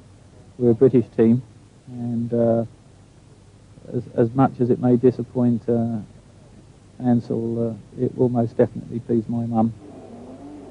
It was Belgium for round 11 in the Ardennes Forest, the famous circuit of Spa-Francorchamps. Adored by most drivers for its variety, 4.3 miles in all, Senna had won 4 of the last 7 Grand Prix here. McLaren and Honda had developed the variable air inlet trumpet on the V12. Depending on the engine revs, the trumpets went up or down to order. The idea was to give the engine more power at lower revs, better efficiency all round. It wasn't a novel idea. Ferrari had tried it before, and Williams were keeping an eye on developments. Now, we have obviously got fixed trumpets. We don't know whether it's the right or wrong way to go, but what I'm saying is that they have moved the stakes a lot higher, and it's going to be tough for us this weekend too. One man absent from his home Grand Prix at Spa, Bertrand Gachot, jailed for assault using CS gas in an incident with a London cab driver. A movement appealed for his release from the 6-month sentence being served in Britain.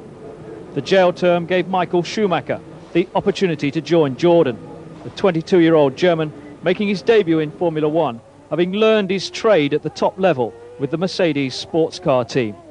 The Jordan drive was a great opportunity for him, and he proved his ability with 8th place in the first session of qualifying. A great boost for the team and himself. Yeah, sure, I'm really happy. But anyway, I have to say, with this car, you can do this qualifying time. You know, the car feels really good, and it makes a lot of fun to drive. And also for the time, I'm really happy, yeah. Senna claimed provisional pole position, timed at under 1 minute 50. But on the Saturday, Prost went quicker. The Ferrari 643 hurtling round at an average speed of over 140 miles an hour. But just as Alain Prost's lap ended, Senna found a gap in the traffic to go faster still, and he beat Prost's time by a whole second. Mansell then took his chance to steal second place on the grid, temporarily at least.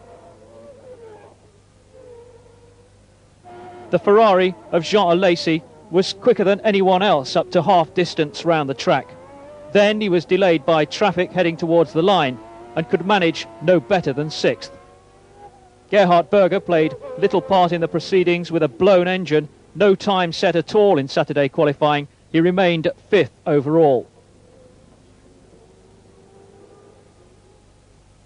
Riccardo Patrese again bumped his teammate Mansell off the front row, a time second only to Senna's. Patrese frequently set better qualifying times than Mansell throughout the season. It left his teammate down on his knees, not praying for divine assistance, just a routine inspection it seemed, but he was concerned at his car's performance.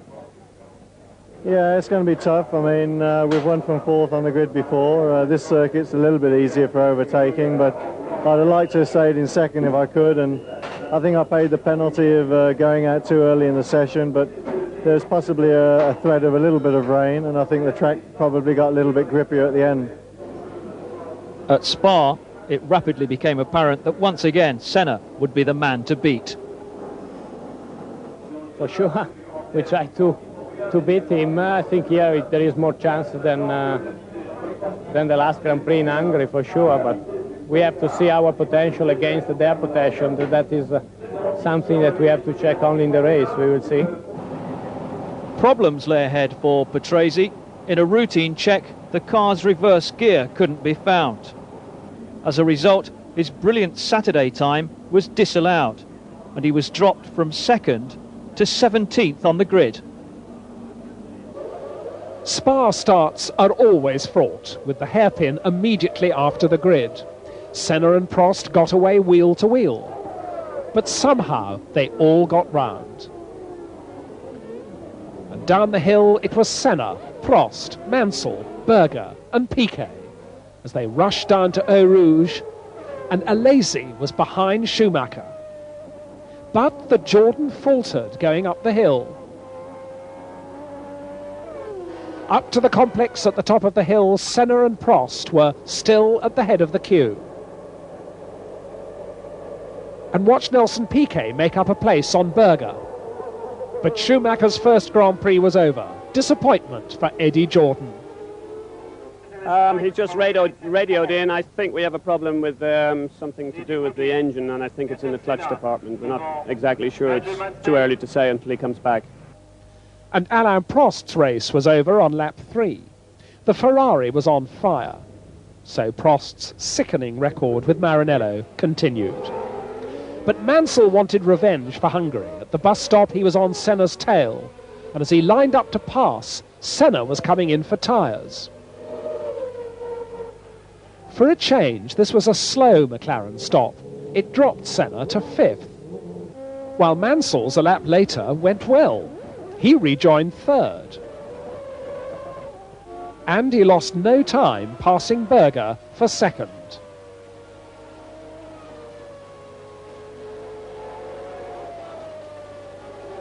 Nelson Piquet, briefly the leader, came in for his stop. So did Berger. But Mansell's comfortable lead lasted only 4 more laps before the Williams-Renault spluttered to a halt, its race run.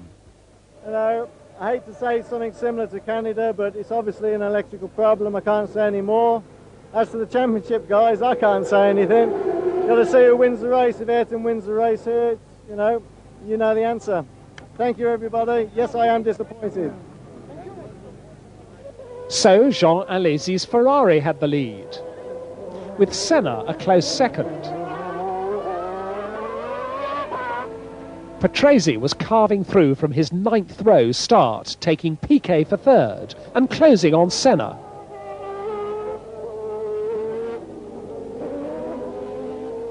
But then sliding off. But Alesi's run ended in a smoky engine failure, another bitter Ferrari disappointment.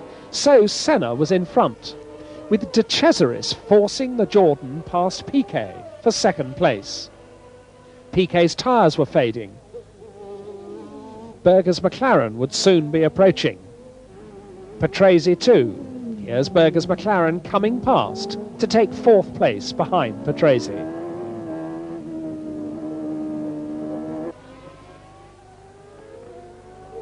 Then De Cesaris' magnificent charge ended in engine failure. The Jordan team couldn't believe it. This had nearly been the podium finish that Eddie had longed for in his first Formula One season. Then Patrese, briefly 2nd, was also in trouble, smoking. So Berger came through to 2nd. Piquet's Benetton got up to 3rd, and this is Moreno's Benetton, passing Patrese for 4th. So it was another McLaren 1-2, but a very lucky one for Ayrton Senna. Just as in Brazil, his gearbox was almost completely finished. Senna's 4th consecutive victory at Spa. The first points for Brabham via Mark Blundell. 3 Brazilians in the top 4, but no doubt about the star of the show after that McLaren 1-2. 10 points. Very important today, particularly with Mansell and Patrese almost not scoring. So this is a major step forward in the championship, but still the Williams is a faster car, and under normal circumstances they are ahead of us.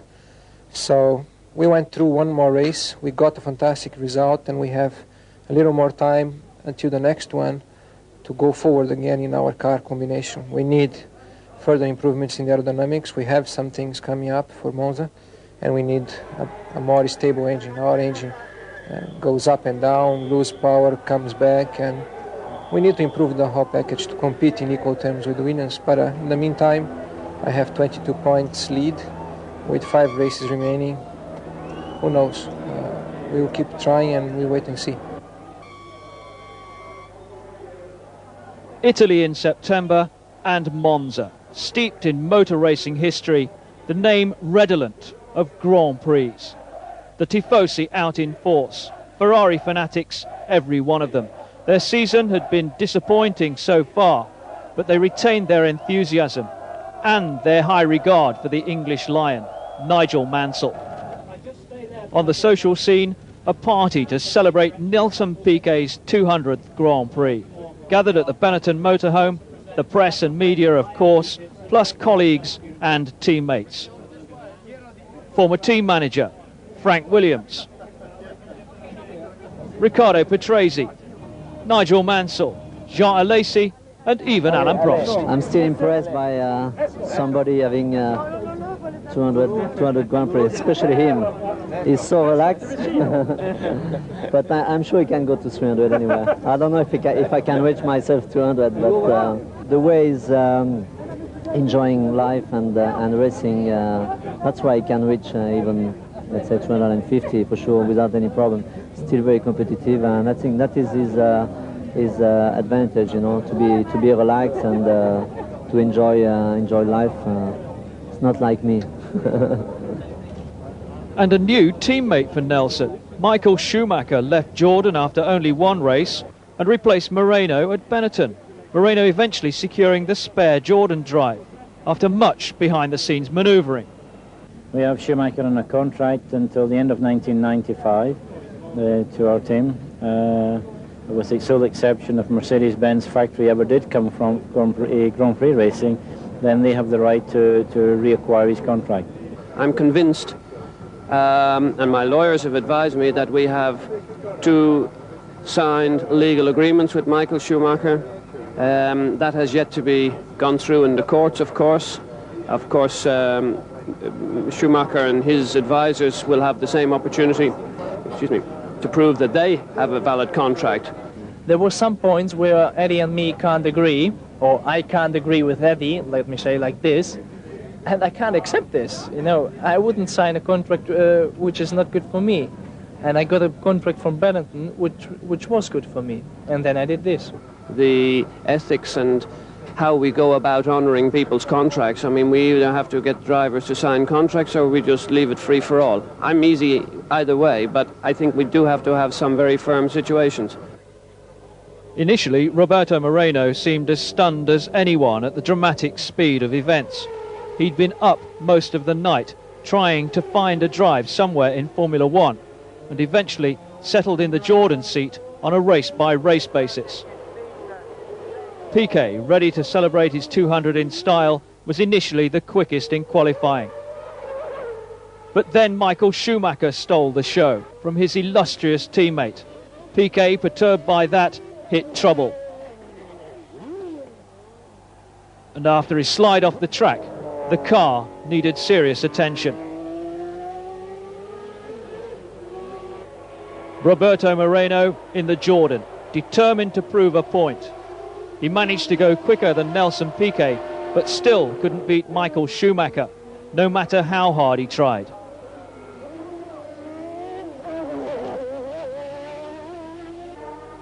Mansell out trying for a quick lap, but balked first by the Modena of Eric van der Poel, and then later by the number 2 McLaren of Gerhard Berger. Even so, Mansell ended up second on the grid. The only problem, it was Senna ahead of him. The champion claiming pole position with his time set in the very first session. It left Mansell only a 1/10 of a second adrift, but once again he was left to muse over events. I mean, I had just 2 horrible laps from the point of view of traffic. I think I passed 6 cars on my qualifying lap then and still did a 21, 1 or 2, I don't know what it was. A 1/10 off. I felt sure it would have been quicker than that if we had a clear lap. Meanwhile, down the pit lane at McLaren Honda, a rare chance to savour the moment. But no chance to savour anything now. It's an important race for Senna, an important race for Mansell. And once again, Senna's start was superb, with Mansell, Berger and Patrese leading the 2 Ferraris to the first chicane. And this is Schumacher's view in 7th place.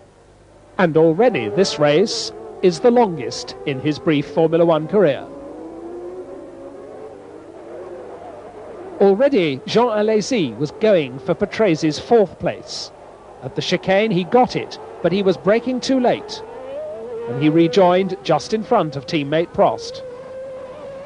But the car was damaged on the curbs and he was in the pits at the end of the lap.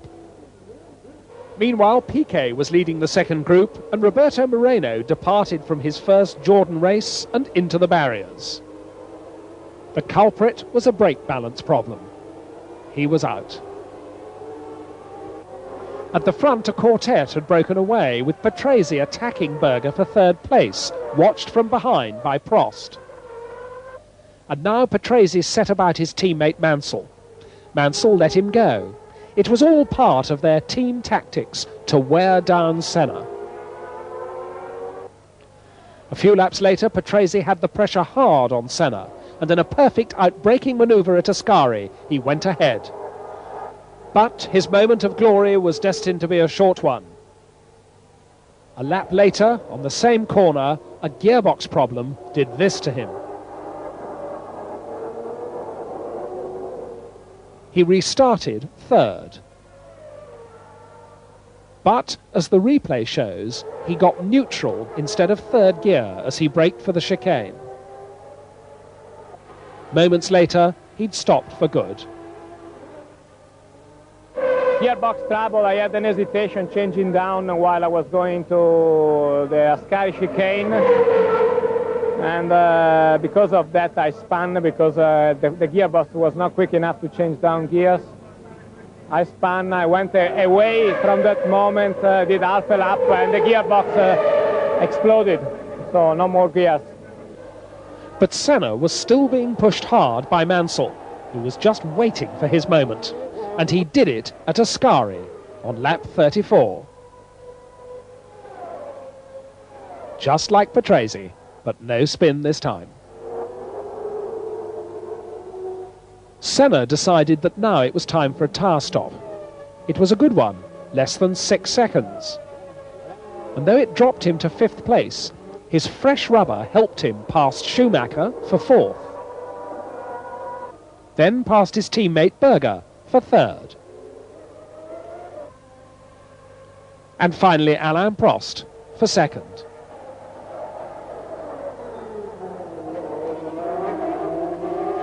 But for Nigel Mansell, this was perhaps the sweetest victory of the year. Ayrton Senna and McLaren Honda beaten, fair and square in a straight fight. And that championship was still just alive, with 4 races to go.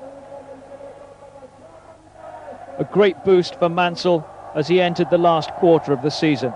Piquet finishing behind his new Benetton teammate, points for Prost and Berger. But a vital win for Mansell. Afterwards he knew he'd been in a race. I think it was a fabulous race to watch. It was a fabulous race to be in. It was a great fight at the beginning between Ayrton, myself and Ricciardo.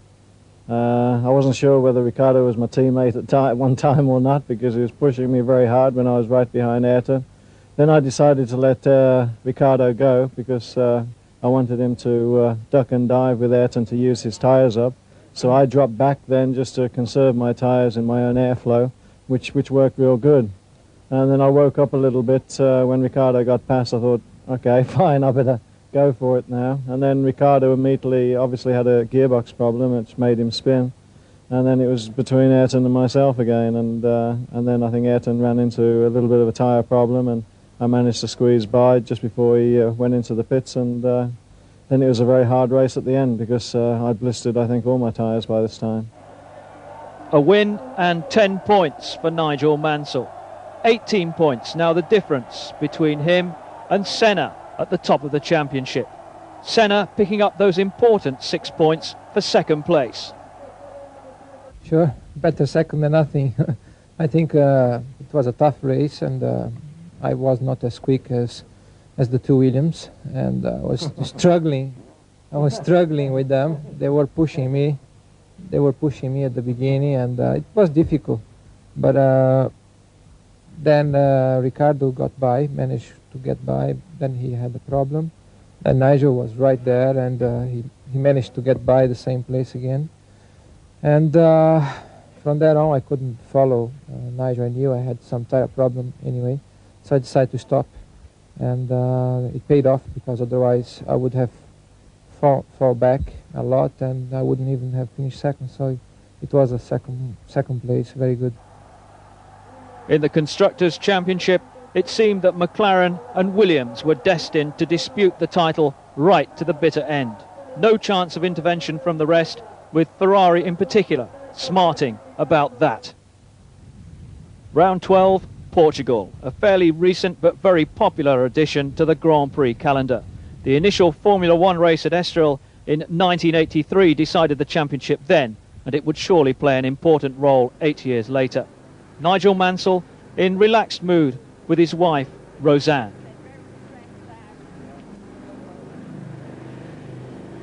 In Friday qualifying, it was Gerhard Berger in prime form, a stunningly quick time that only Ayrton Senna could approach. On the Saturday, Riccardo Patrese, having claimed third position on the grid from Nigel Mansell, found no response from his car soon after finishing his flying lap. Lip readers might like to report the comments to Mr. F. Williams of Didcot.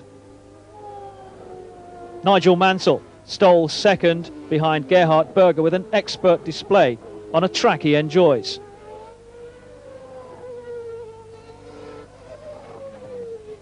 But Ayrton Senna goes well here too, and he made it an all-McLaren front row.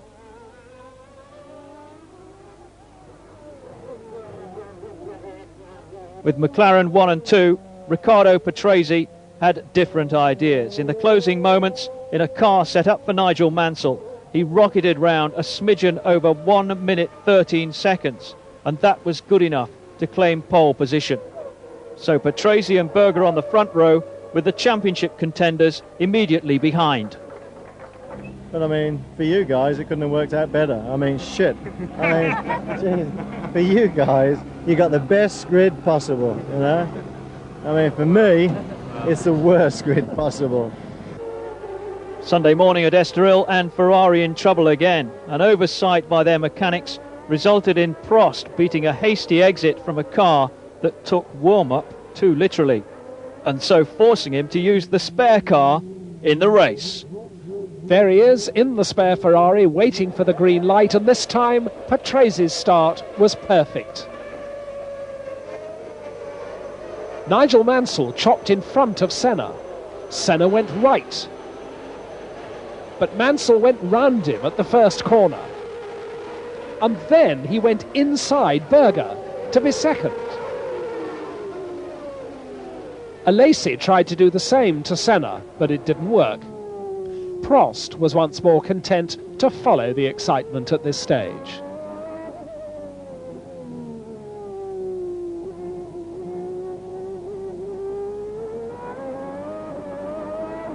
Mansell followed Patrese until lap 18, and then went smoothly ahead.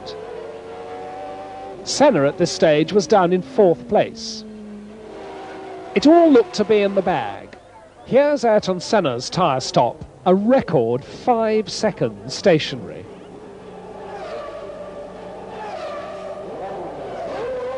Off he goes, a perfect stop. But here comes Nigel Mansell, and this was the stop that virtually spelt the end of his championship hopes. Watch the right rear wheel. He stops at the spot. All 4 wheels are off. The new ones are on. And in less than 8 seconds he's away, but the right rear flies off, scattering other mechanics. And the 3-wheeled Williams stops in the pit lane. Mansell is stranded. He can do absolutely nothing. In slow motion, one of the mechanics on the right rear raises his arm, but his fellow hasn't tightened the nut, and the car starts to leave. Now in the pit lane, another wheel is manhandled on. All sorts of regulations are being broken. The car is lifted bodily. They manage to get the wheel on, but the seconds are ticking away, and Mansell is almost weeping with frustration. Still, it's not finished.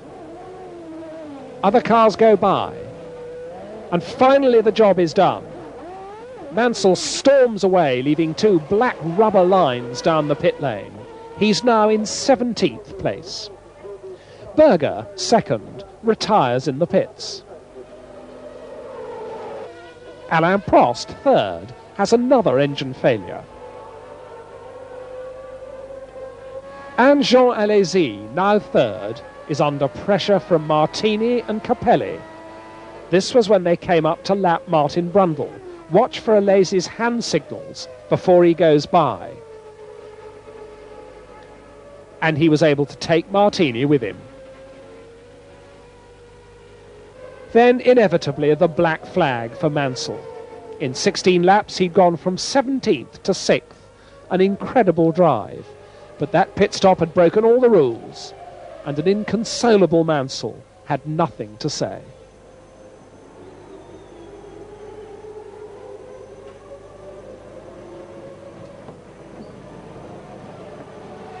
In the closing stages, Piquet, a lap down in the Benetton, followed the cruising Patrese home. But poor Capelli lost 5th place when he clouted the barrier in the Leighton House. So Piquet and Schumacher in the Benettons moved up to 5th and 6th places.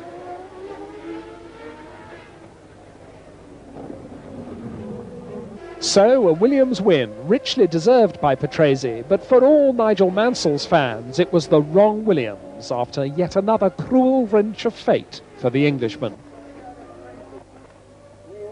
Williams managing to salvage something from the race and so keeping their constructors' title hopes alive. Patrese, though, was certainly conscious that attention would be centred on Mansell's misfortune rather than his win. But I have to say that I deserve this race because it's all year that I'm trying very hard, and probably I could still on the championship fight if I didn't have some bad luck. So at least before the end of the season, I think that I really wanted a victory. I tried all my best since yesterday when I got the pole. So I think that, okay, a bit disappointing for Nigel, but very happy for me. Senna celebrated with an element of relief, while Mansell was down but not out yet. 24 points the difference, 3 races left. The first at the brand new circuit Catalunya near Barcelona, one of the sporting capitals of the world, the Olympic host in 1992. Almost 3 miles round, the new venue for the Spanish Grand Prix. Gabriele Tarquini decided to move camp from AGS to Fondmetal. But I changed the team because AGS have the problem to finish the season, and I take the decision to change the team because the Fondmetal was happy to take me, and I finished the season now. And Olivier Gruillard replaced Tarquini at AGS. Alessandro Zanardi, another Formula 3000 find, stepped into Jordan's number 32 at the expense of Roberto Moreno. The 4th driver of the car this year, a great chance for the 24-year-old Italian. It's very difficult because everything is new for me here at Barcelona, the track, the car. I never tested the Jordan car before, but you know, it's very difficult, but I think I have more chance in my Formula 3000 championship on the last race. Any football manager looking for strikers for the next World Cup might take a look at Nigel Mansell. Well, he should be living in the States by then. 2 goals in this friendly involving drivers and media raised an eyebrow or two. But whether he will play football again is another matter. An ankle injury actually cast doubt on his participation in the forthcoming Grand Prix. Luckily, it was his left ankle, and there's no clutch pedal on the Williams. No, I'm not a good footballer. I just like running around. If you run quick enough, it looks like you're working, but I'm not really. But there was no doubt at all about the pain he was in from the injured ankle. Quite what his team manager, Frank Williams, had to say about his escapade has gone unrecorded. And so on to qualifying. Ayrton Senna, knowing that he only had to finish ahead of Nigel Mansell in the race to claim his 3rd world title, set a time that was good enough for 3rd place on the grid. Nigel Mansell, still resting that injured left leg, took 2nd on the grid for a race that he had to win to preserve his title chances. And it was Gerhard Berger, rediscovering some excellent qualifying form towards the end of the season, who scurried through the heat haze on the start and finish line to claim the pole.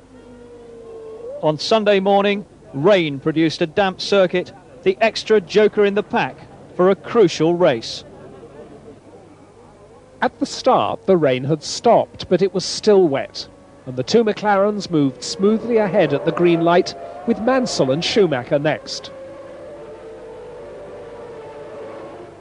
Into the first corner, Senna tried to pass his teammate and then thought better of it. Mansell, meanwhile, was all over Senna. It was tremendously slippery, and it was quite a miracle that all the field got through the first corners intact. Schumacher was watching all this from fourth place, and then he decided to dive inside Nigel Mansell for third.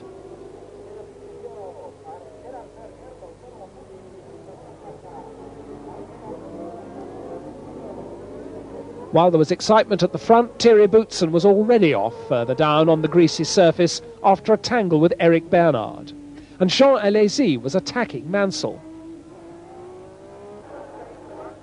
Schumacher went for Senna. You can see how slippery it is. And then he was himself threatened by Mansell.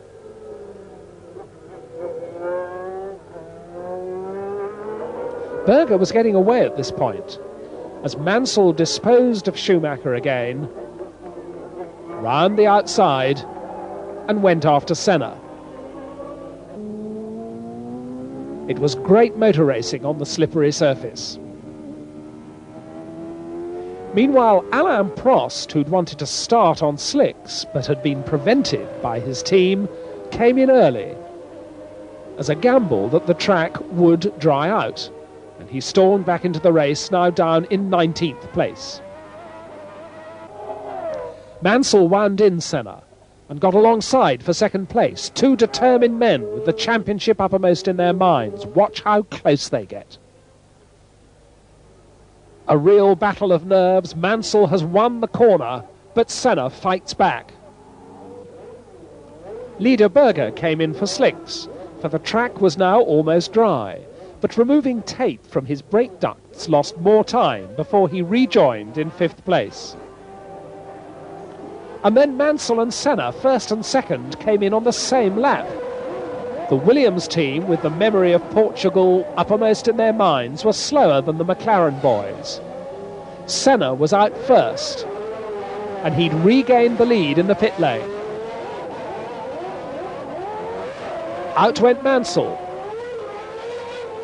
The McLaren strategy was to use Berger as the hare. Watch Senna wave him by. Come on, Gerhard. And so Berger, perhaps a little unwillingly, goes into the lead. Schumacher, who'd stopped early, was fourth behind Mansell. And as Nigel closed on Senna on the still damp track, there was a brief further shower of rain. And now we saw something unusual. Ayrton Senna, out of control, backwards off the circuit. Mansell has squeezed through, Schumacher too. Senna rejoins in 7th place. Mansell was on superb form again. Berger was still leading, but watch how Mansell just asserts himself up the inside of a right-hander. And Berger only just stays in control. Now Schumacher was after Berger, but this squirt up alongside the McLaren ends in a spin. Nothing daunted, the German rejoined in 6th place after a bit of autocrossing. Next, Alesi was brought in by the organisers and held at the top of the pit lane for 10 seconds, a punishment for weaving at the start. It dropped him from 5th place to 9th, and it put real fire back into his driving for the rest of the race. Just look at the speed he went down the pit lane. And then Berger was in to post his 7th retirement of the season with engine trouble. And Alesi, still fuming from his penalty, was catching Senna for 4th place, slicing by decisively. Martini did the last lap on 3 wheels. Morbidelli and Zanardi had gone off together. just as Morbidelli's teammate Martini came innocently along. And look what happened next. Not quite what you normally mean by team tactics. So, a fine win for Mansell, a poor fifth for Senna. And, mathematically at least, the championship wasn't quite over yet. The result for Mansell. Schumacher scored another point. The Ferraris were happier at Barcelona than usual. But the talking points, the brilliant Williams recovery after Estoril, and Mansell's superb drive. It wasn't so nice from where I was. No, it was reasonably clean, and but I think everybody saw that it was a very, very big fight, and Ayrton was giving no quarter, and Gerhard was giving no quarter, and there wasn't much room on a number of occasions, but a great race for everybody, and a good race for me. I'm very happy. There was much to impose on those two overtaking maneuvers, and I don't really understand why Mansell is doing what he's doing. But I was able to avoid any contact when he was trying to overtake me, and just as I did in Portugal. And I will do my best in the last two races as long as I can to avoid that. But of course, I am also fighting for the championship, and I have to get a little bit tougher instead of opening the road every time that somebody comes playing everything over me. So we wait and see. Heading for Japan, Mansell knew he had to win the last two races to keep his title hopes alive. Suzuka in the rain, and a welcome return to the Grand Prix scene for Bertrand Gachot. Out of jail, but not as yet into a car. Well, my job is to drive Formula Ones. I think before what happened, we were driving good. I just had done the lap record in Hungary, and everything was going well. I was 11th in the World Championship. So I believe it was very unfair to put me in jail, and certainly it was unjustified. So I hope that I can get to my place and better it. Despite the rain before the first day of qualifying, Nigel Mansell remained in good humour. And then, I mean, welcome to sunny Japan. I mean, it's great, isn't it? Come here for your suntan. Jeepers. Nice, easy weekend. Plenty of relaxation, no football, no boxing. I'm not going to be a triathlon this weekend. I'm just going to drive cars nice and quiet. In at Leighton House, another recruit from the World Sports Car Championship, the Mercedes driver Karl Wendlinger from Austria. He replaced Ivan Capelli, who played team manager for the weekend. The new president of the sports governing body, FISA, arrived at Suzuka. Max Mosley, who'd been voted in instead of Jean-Marie Balestre, here chatting with Ayrton Senna and Ron Dennis. Afterwards, he outlined FISA's aims. Well, I think the main thing is to make sure this is a top-level professional sport. We're talking about Formula One. And really the main function of FISA is to do everything from its side to match that level of professionalism. I think we've got to make sure that the entire FISA operation, which is really a refereeing operation, is at the same high professional standard that the teams operate to. Having said that, that's Formula One. The main work, for me at least, and the FISA generally, is outside Formula One and in the lesser formulae and with the countries where there is relatively little motorsport. Our job is to try and build motorsport up in those countries all over the world. Upsets in practice at Suzuka. Pierluigi Martini in the Minardi Ferrari. His accident delayed the session. No sooner was it underway again than Gabriele Tarquini made a mess of his new Fond Metal. More seriously, Eric Bernard in the Larousse, still in the cockpit of his crashed car. There's some indication of the impact from the replay here. Amazing that the driver didn't suffer major injuries. Bernard with a broken leg that will keep him out of Formula One until next year. Helicoptered to hospital, Larousse ran just one car at Suzuka.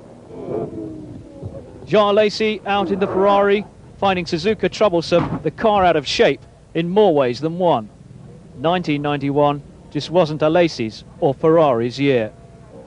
Michael Schumacher, another young charger, walking back after his skirmish in the Benetton.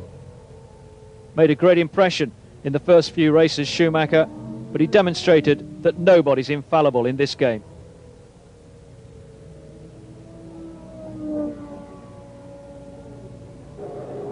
Nigel Mansell, all he had to do was win. Ayrton Senna, all he had to do was finish ahead of Mansell.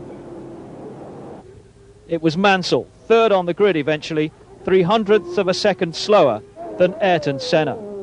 Senna content with a front row position, especially as Mansell was behind him. He had a chance to control the race. He could send the pole position man Gerhard Berger away as the hare at the start. Mansell was determined. After last year, no quarter to be given at the first corner. I mean, I had the perfect line of sight of what happened last year between Ayrton and Alan at the first corner, and as you know, I drove for Ferrari then, and I'm not going to certainly give him the opportunity to do the same sort of thing for me. If I finish second place tomorrow, the championship will be over. If Mansell does not win, then it's almost certain that the championship will be over as well. So it's an open situation, but it's being slowly coming to our way, the championship, particularly the second half of the season, bit by bit, step by step, and let's hope that tomorrow is the last bit that we are missing for it.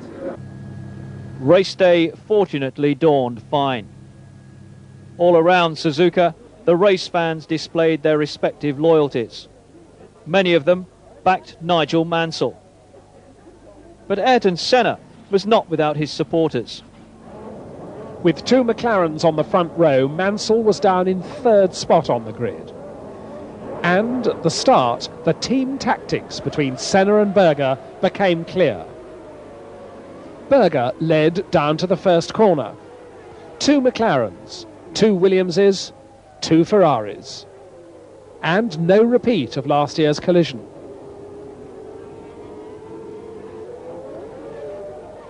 But poor Jean Alesi's race didn't last the first lap. Another blown Ferrari engine. More disappointment for Maranello. So while Berger led, Senna concentrated on keeping Mansell down in third place.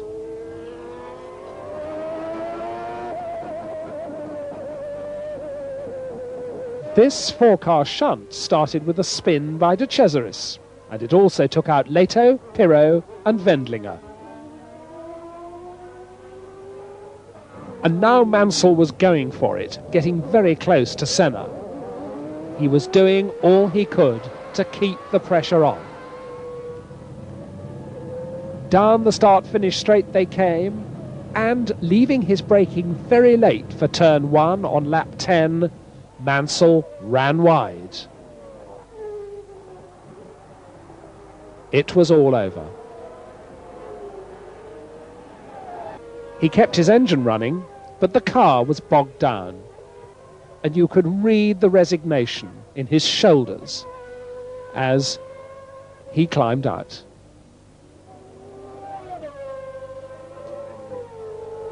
His championship battle was finished, and in the Williams pit, Patrick Head gave Frank the news. And here in slow motion is how it looked from Nigel's cockpit.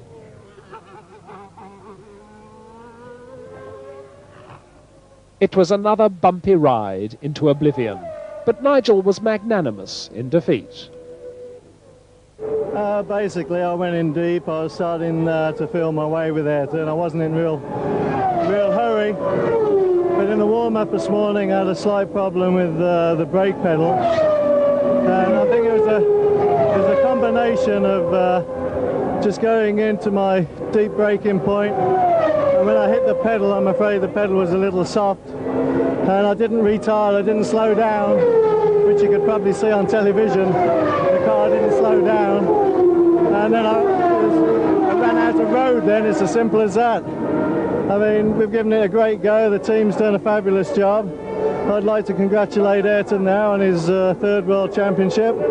Yeah, there's always next year, and we'll go to Australia and enjoy Australia. All that was left now was for McLaren on Honda's home soil to stage a crushing 1-2 Berger waved the re-crowned champion into the lead. But behind this demonstration there was still some motor racing going on. There was a good battle for fifth between Martini, Schumacher and Brundle. But that three-car battle became a two-car fight, promoting Brundle to sixth place, when the Benetton slowed to a halt. It had a blown engine. Then Martini stopped with electrical trouble. So, to the delight of Yamaha, Martin Brundle was up to fifth place. It was a reminder that Honda aren't the only Japanese Grand Prix engine manufacturer. The final lap, and after a word from McLaren boss Ron Dennis over the radio, Senna pulled aside to let teammate Gerhard Berger take the race. Senna, of course, knowing that the championship title was already his since Mansell's retirement. So joy for Berger, not his first Japanese Grand Prix victory, but his first ever win for McLaren. And he says thank you to Senna. And from Ron Dennis come congratulations by radio to Ayrton Senna on his third World Championship title. The McLaren 1-2 sealed the driver's title for Ayrton Senna. Patrese, with third, ensured that the Constructors' Championship lived on until Adelaide. Brundle earned points, so ensuring that Brabham wouldn't have to pre-qualify next year. In Parc Fermé, Mansell sportingly congratulated the new champion. Once again, the title had been decided in Japan. But in contrast to the two previous years, it seemed that motor racing had been the overall winner. It's been exciting one for me. I won here in '88, was memorable too. '89 I was robbed badly by the system, and that I will never forget. But 1990 it went the other way. It was a sad championship in 1990, but it was a result of the '89 championship and a result of the politics that we had in 1990 and '89. Then '91, fortunately, we were able to have a clean championship without politicians, without people playing any game. It was a technical and a sportive championship that we had this year. And I hope it will be an example, not only for myself, but for everyone that's competing in Formula One now and in the coming future. So it's Ayrton Senna, the world champion, his teammate Gerhard Berger, the race winner.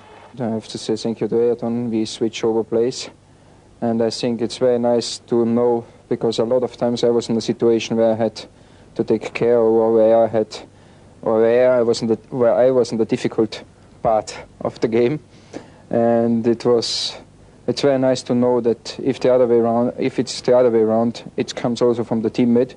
So it will be no problem at all for the future. If you know both sides are working the same, then I think it will be good for the next year too. Coming off the podium, surprise, surprise, Ron Dennis getting his own back for a season of soakings. Good to see a title battle that ended with smiles.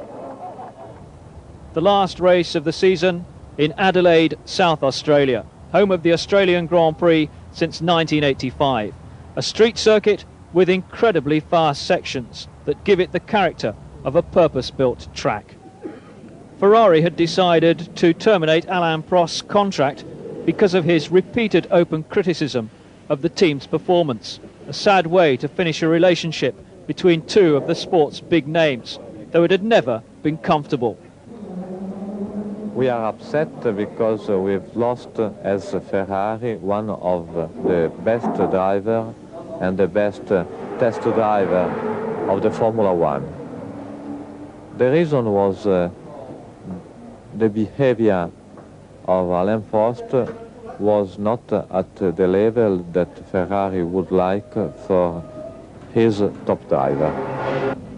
It was a move that shocked the Adelaide public. They'd been looking forward to welcoming back the twice winner of their Grand Prix. Ferrari called in their test driver Gianni Morbidelli to take Prost's place. Morbidelli had spent the season driving for the Minardi team. The gap left there was filled by the Brazilian Roberto Moreno. Minardi his third different team of the season after Benetton and Jordan. Another popular driver made a return. Bertrand Gachot took over from the injured Eric Bernard at La Rousse. Bernard, fully recovered, should be back next season. The pressure was supposed to be off. It was the last race of the season, but it was an incident-filled practice.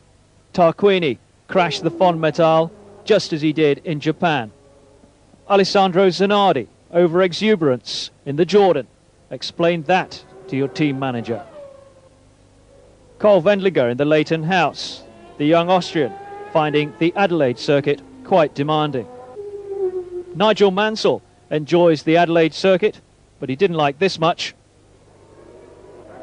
And Gianni Morbidelli tested the Ferrari's resilience. A nasty accident for Aguri Suzuki in the La Rousse. The end of a long, hard season where he hasn't finished a race in the last 14. Out of the cockpit and okay to resume. The Dallara of JJ Leto in trouble. Michael Schumacher in the Benetton attempting to go over the top of Mark Blundell's Brabham. By contrast, a graceful spin from Riccardo Patrese in the Williams.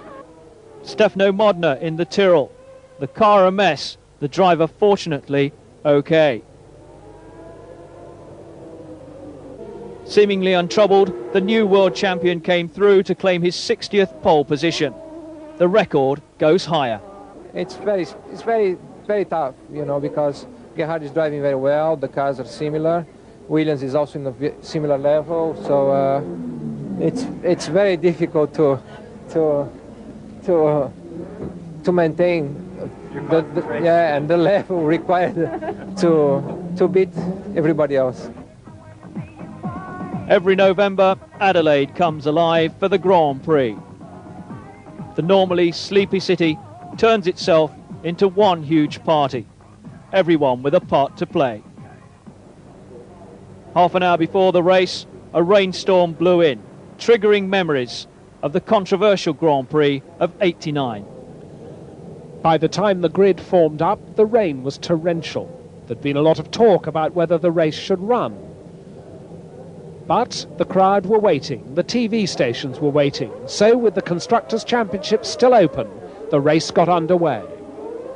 15,000 horsepower scrabbling for grip, and they were off, with Senna and Berger leading the field as expected. But Mansell and the Benettons were up there too, with Alesi, Patrese and Morbidelli following. Quite a Ferrari baptism for Gianni Morbidelli.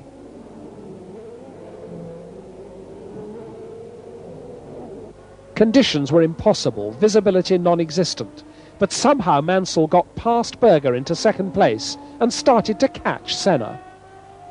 Piquet showed there was no grip at all, but this little pirouette didn't even lose him fourth place.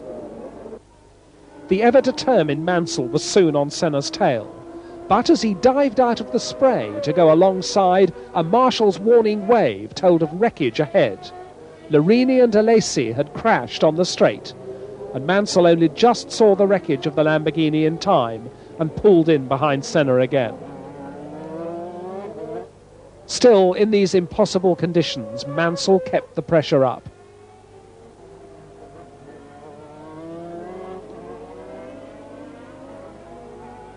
No grip on the straight sent Martinez Minardi straight into the wall. And now the rain was coming down harder than ever, and everyone was wondering why the race hadn't been stopped.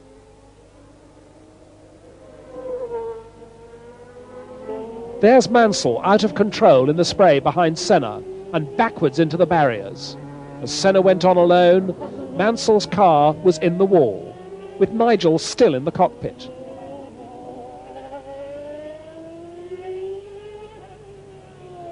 Berger, now second, had a major spin, but rejoined. But now Senna had had enough. He was waving frantically for the race to be stopped. And at last, out came the red flag. But Berger, walking home, had had another huge spin, and how he didn't hit anyone this time is a mystery.